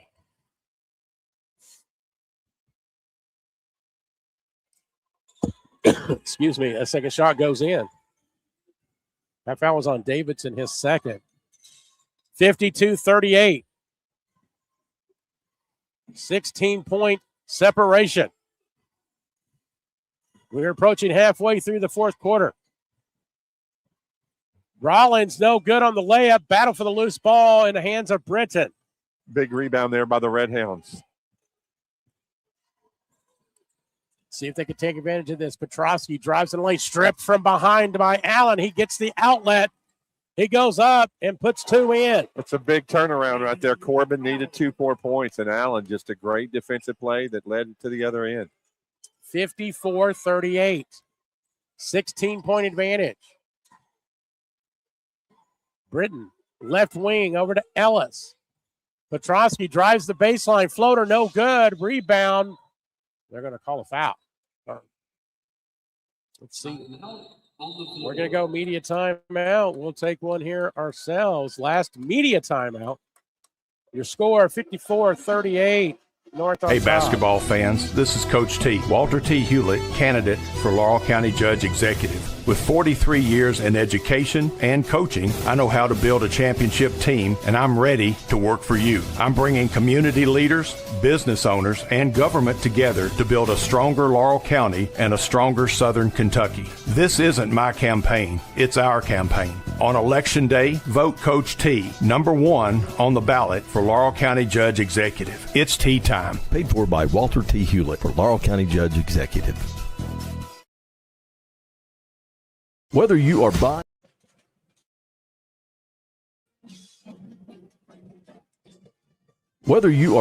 or selling, Jesse Sizemore with Century 21 Advantage Realty would love to help you get your property sold or help you find your next dream home, farm, or investment property. No matter how big or small, Jesse Sizemore with Century 21 Advantage Realty will help make the process smooth and enjoyable for you. Feel free to contact Jesse Sizemore anytime at 606-309-9898. Jesse Sizemore, Century 21 Advantage Realty. We'll have the defensive, offensive players of the game, most valuable player. Those are brought to you by Daisy's Dream Destination, Serve Pro, and VFW Post 3302, respectively. But before that, we still got plenty of game to go here. Jaguars on top, 54-38. And with the basketball, Corbin, a little sense of urgency right now as they need to string together a couple buckets, get some defensive stops. Allen and Britton battling it out. Allen drives, kicks it out to Davidson. I'd say right now, coming off the timeout, Ronnie, this is going to be deliberate offense here for the remainder of this contest from the Jaguars.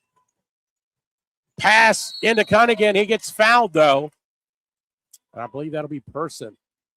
Not a bad foul there. You can't give him a wide open layup in that situation. And Cunningham, his second trip to the line, just 1 of 2. So the junior, I got him a 2, 4, 6, 8, 9 points unofficially. And he is short on the first one. So again, Corbin with some bit of life. But the clock, as Cunningham misses both, and it'll stay with North. Yeah, Ellis tried to get the rebound, but he stepped on the sideline, and it's going to go back to the Jaguars. He did what you needed him to do. He missed both free throws, but you didn't get the rebound. But Davidson now.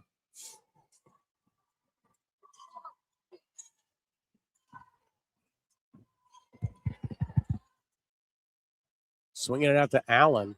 Nice pass into Cunningham. Up and in, and the foul. Ellis going to pick up the foul. Basket is good by Cunningham. That was on number 20, Ellis, his third. Cunningham at the line for 1.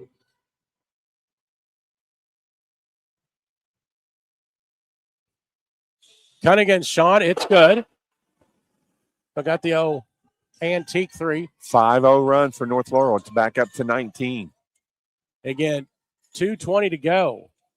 And time running out. Ellis, his shot, no good. And Cunningham with the authority rebound there gets it to Allen. Pass over to a wide open Rollins. He just lays it. No good, but Davidson right there with the putback. And it's 21 points, 2 minutes to go. Shot is good, and the foul. Corbin not giving in. 4th and 1 for Eli Petrosky. Rollins, his third. Eli Petrosky at the line for 1. I got 18 points for Eli. Make it 19. So he's leaving it all on the court, but a little too late. 59-41. As we're under 2 minutes, Cunningham puts it in. Cunningham has had a 7-point fourth quarter. Petrosky stolen away into the hands of Cooper Elza. Cunningham, his shot no good. They're going to give the foul to Britton. Just his second. But Cunningham will back to the line for two.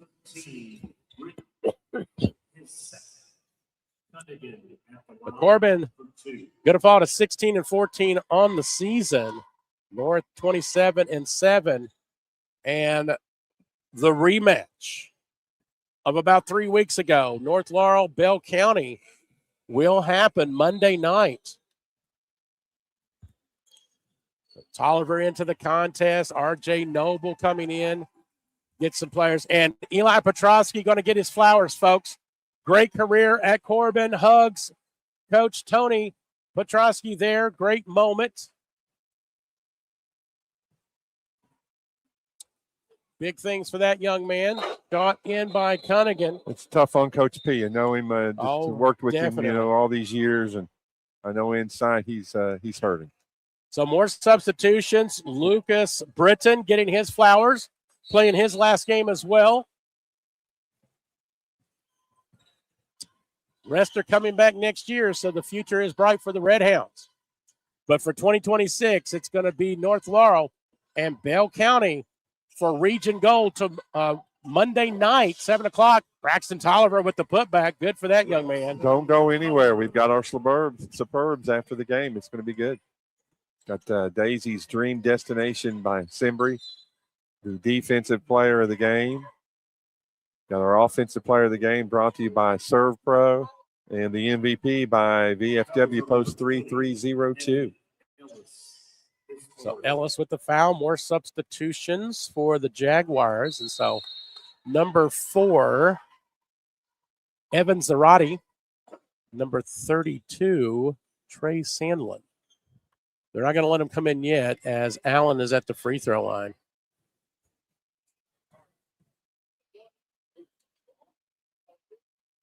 Allen puts in the first. Now the substitutions. More coming in for Corbin as well. Number 4, Tucker Johnson. Number 11, Kingston Gilroy. Number 21, Brody Wilson. And Ronnie, let me know if I'm missing anybody. You got him.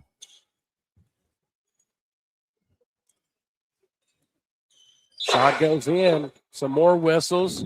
And now there is Sandlin coming in. Excuse me. Final minute here as North Laurel get the day off tomorrow. So will Bell. They're looking forward to that one. Long three. Give it to Gilroy. Kingston Gilroy. Big shot for him. Getting some time on the region floor, these young men. And we'll see them back here again. Zarate with the floater. 30 seconds and counting. North Laurel fans on their feet. They realize that they're back once again in the region championship. Number 14, Keaton Smith in the game for Corbin as well. Excuse me. In for North, let's see, 15. 25. Braden Hampton, number 25. That is Trenton Dykes. Final 15 seconds in our second semifinal. Now, after we end this broadcast, tune in tonight, 7 p.m. as Randy Worley and myself will have the championship game, South Laurel and North Laurel. But first things first, Jaguars, 66. Corbin, 46. Your final. So Ronnie will get set for players of the game. I'll play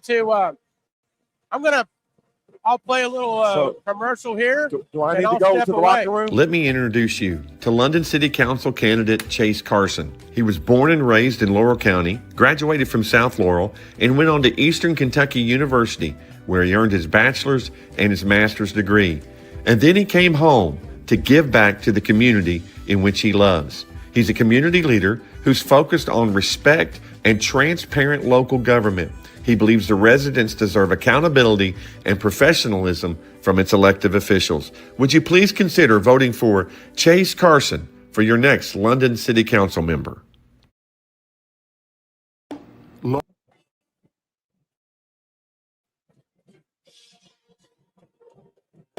Laurel County Sheriff John Root would like to wish all the student athletes of the 13th region a very happy, successful, and injury-free season.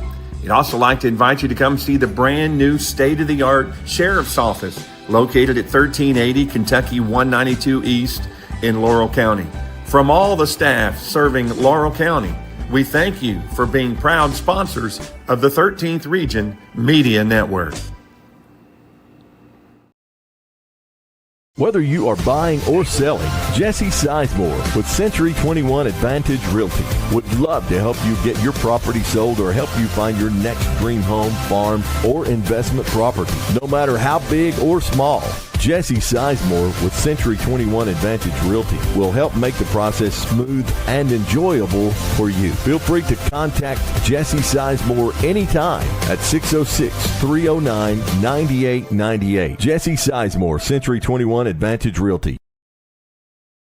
Hey, basketball fan. Number 2, Rawlings. Hey, basketball fans, this is Coach T, Walter T. Hewlett, candidate for Laurel County Judge Executive. With 43 years in education and coaching, I know how to build a championship team, and I'm ready to work for you. I'm bringing community leaders, business owners, and government together to build a stronger Laurel County and a stronger Southern Kentucky. This isn't my campaign, it's our campaign. On Election Day, vote Coach T, number 1 on the ballot for Laurel County Judge Executive. It's tea time. Paid for by Walter T. Hewlett for Laurel County Judge Executive.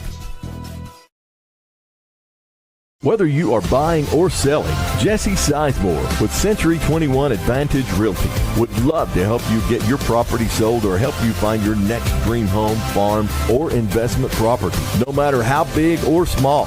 Jesse Sizemore with Century 21 Advantage Realty will help make the process smooth and enjoyable for you. Feel free to contact Jesse Sizemore anytime at 606-309-9898. Jesse Sizemore, Century 21 Advantage Realty.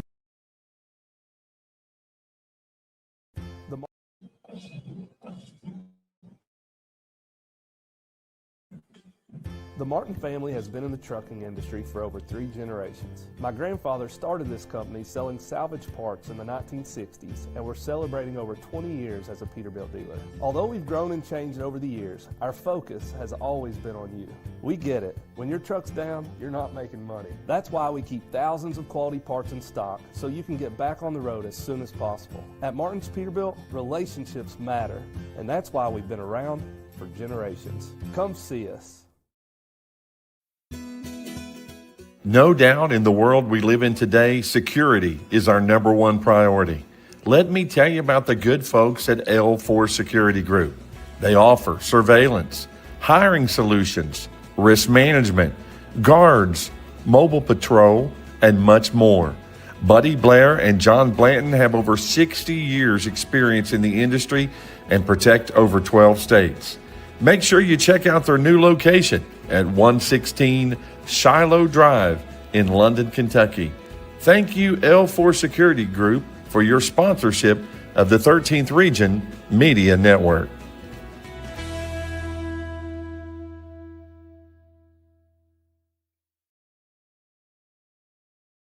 Back here at the Corbin Arena, final score 66, North Laurel and Corbin 46. Steve Black, Ronnie Smith with you.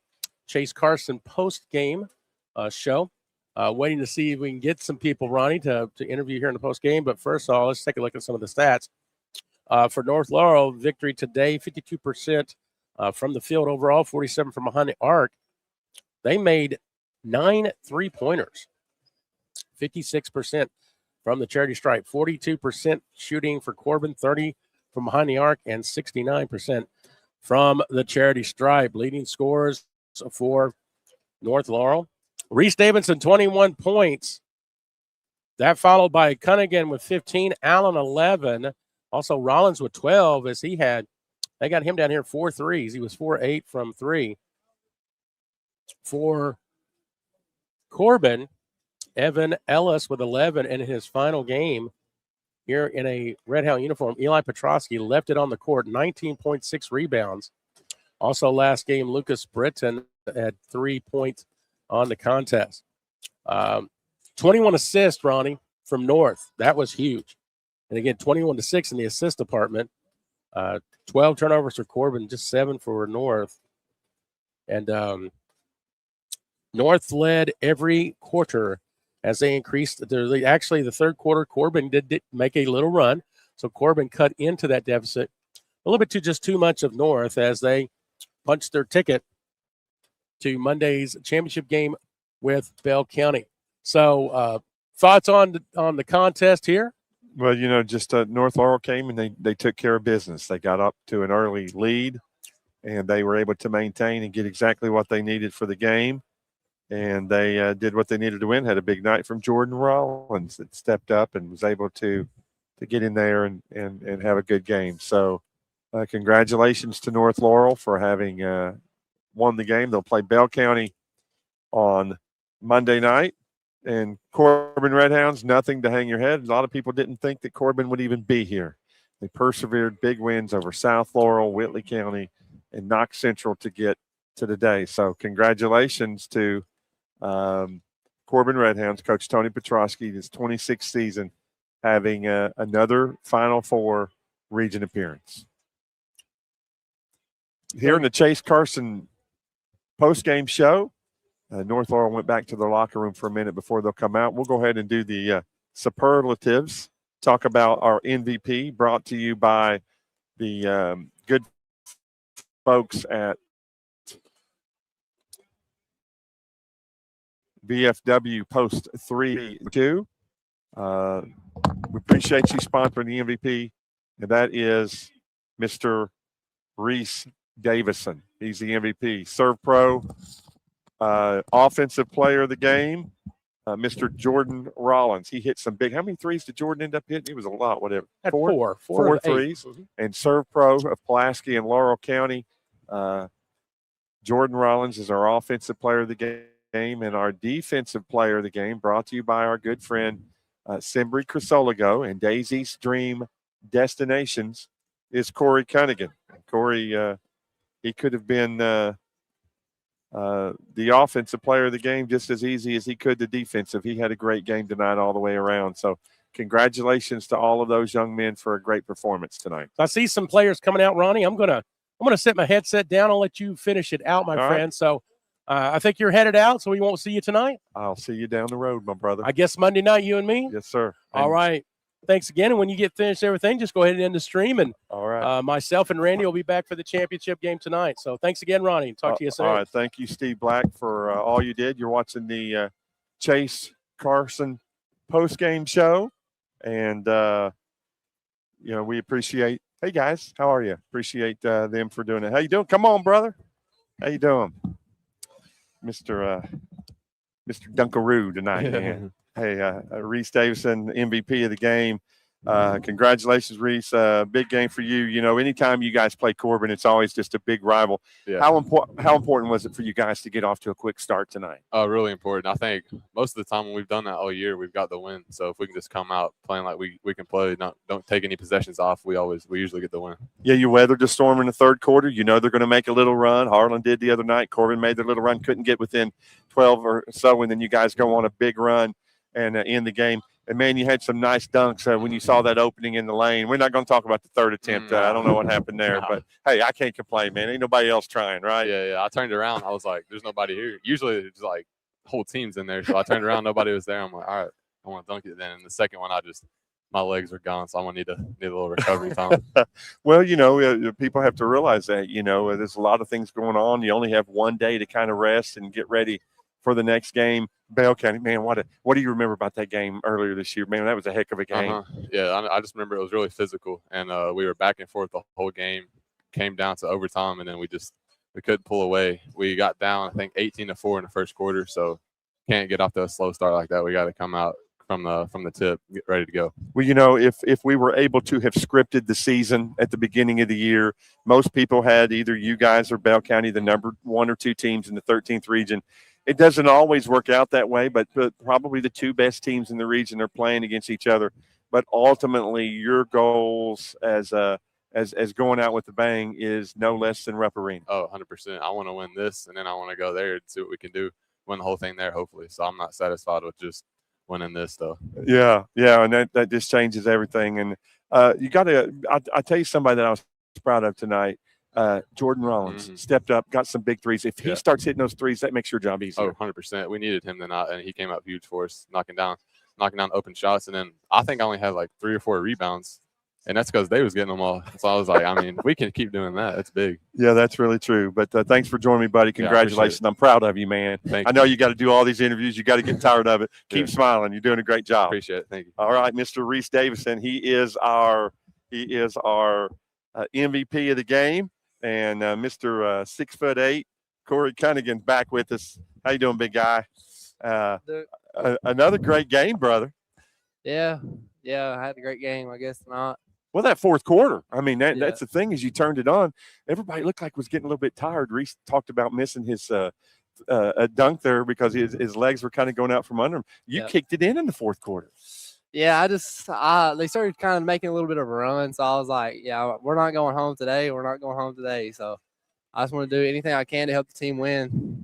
Well, what I think is so great, Corey, is just thinking about you and Reese down low, the combination of you two.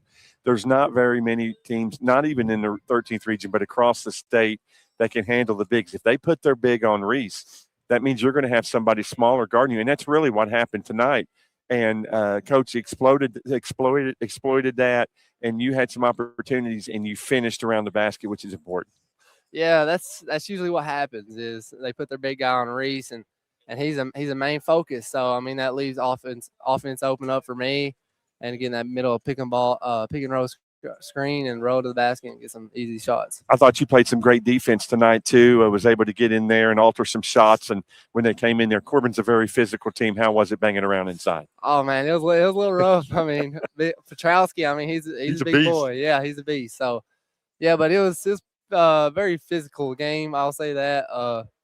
I knew it was gonna be physical coming into this game though. I mean, football school, so I mean kind of But yeah, it was physical for sure. When you go from one football school at Corbin to another football school in Bell County, what do you remember about that game when you guys played? What a heck of a game that was. They're the only loss against the region this year. So we got a rematch. It's gonna be a heck of a game Monday night. Yeah, I'm looking forward to Monday night. It's gonna be electric. I mean, it's gonna be awesome.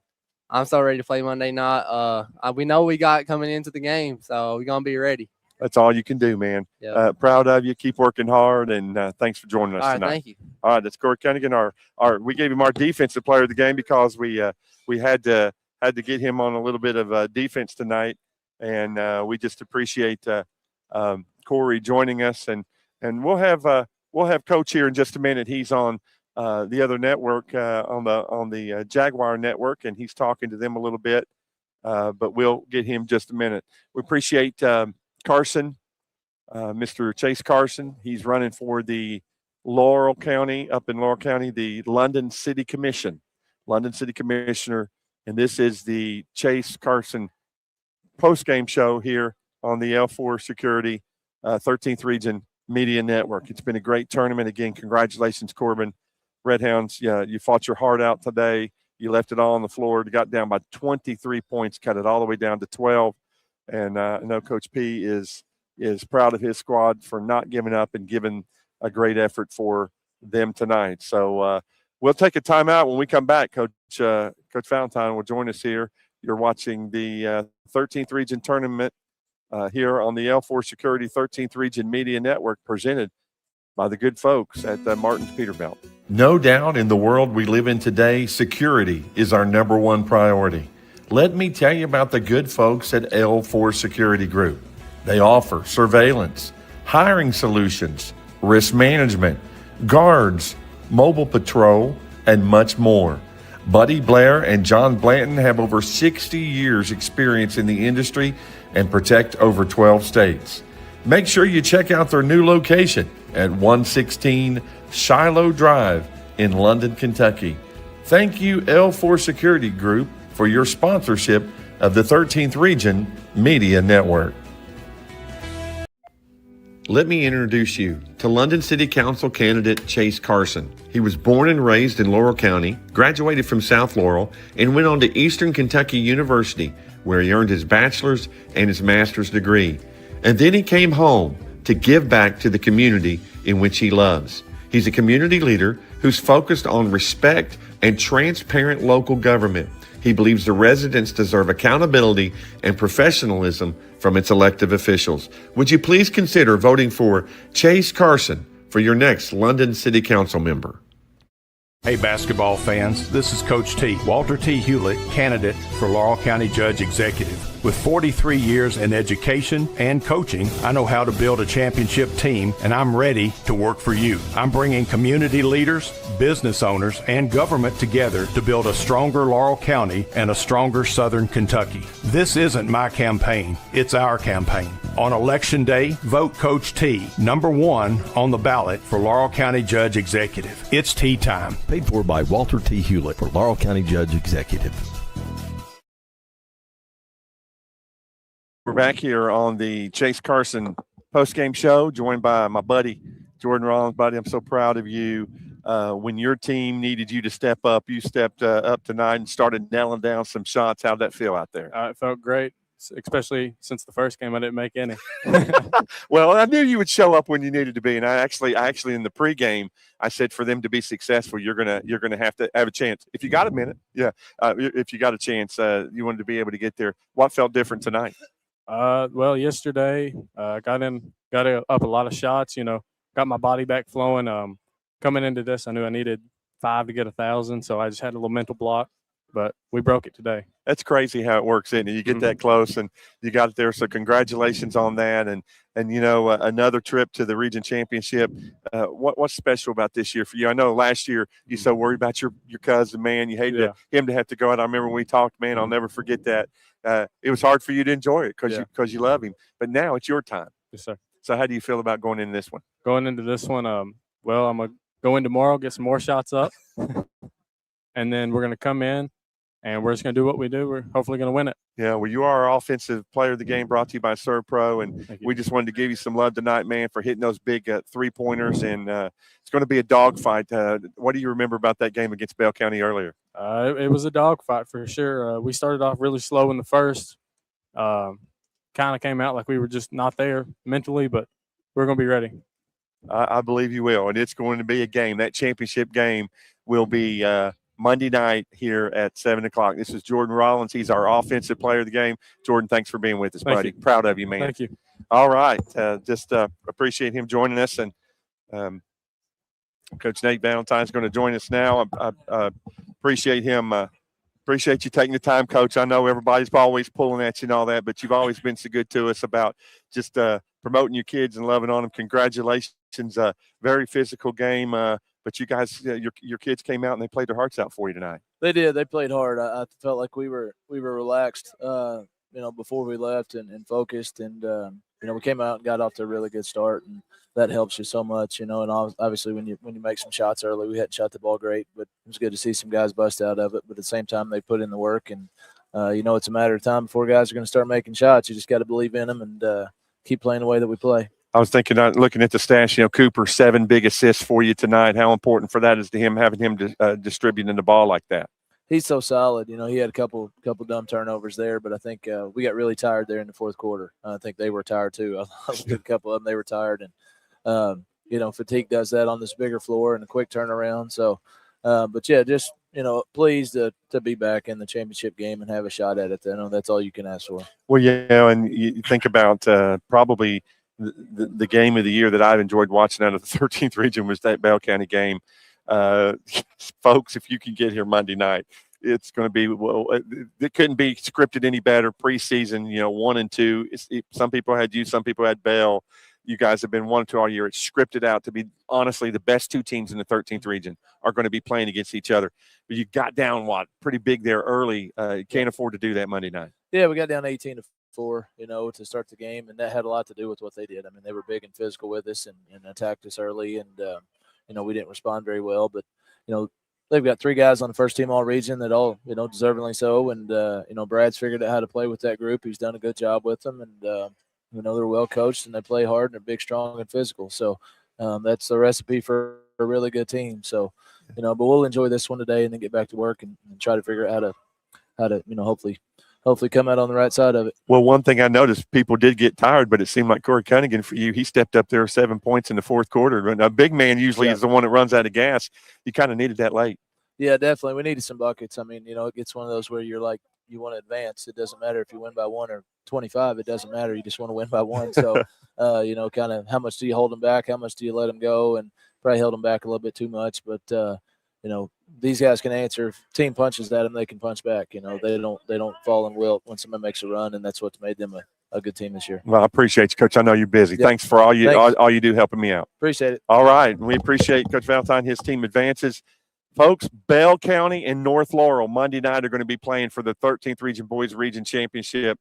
And I'm telling you, it's going to be a dogfight. Tonight, North and South play for the girls. You say, Ronnie Smith, I'll give you $1 million if you can pick who's going to win the game. I don't know if I would pick against Eddie Mahan or I would or Coach Wyndham. I wouldn't bet against either one of those guys, which I don't bet anyway. I'm a pastor, because both of them have their teams ready, and it is going to be the 2 championship games are going to be phenomenal. We'll have that game right here on the 13th Region Media Network audio coverage, and then we're going to interview all the players and the coaches after the game. That's what makes it worth everything, because it's all about the kids. That's why we're here. That's why we invest. That's why we spend our time. And we appreciate Chase Carson. He's running for London City Council for sponsoring the post-game show. We appreciate all of our sponsors. For my partner, Steve Black, this is Ronnie Smith saying, God bless you and have a wonderful afternoon.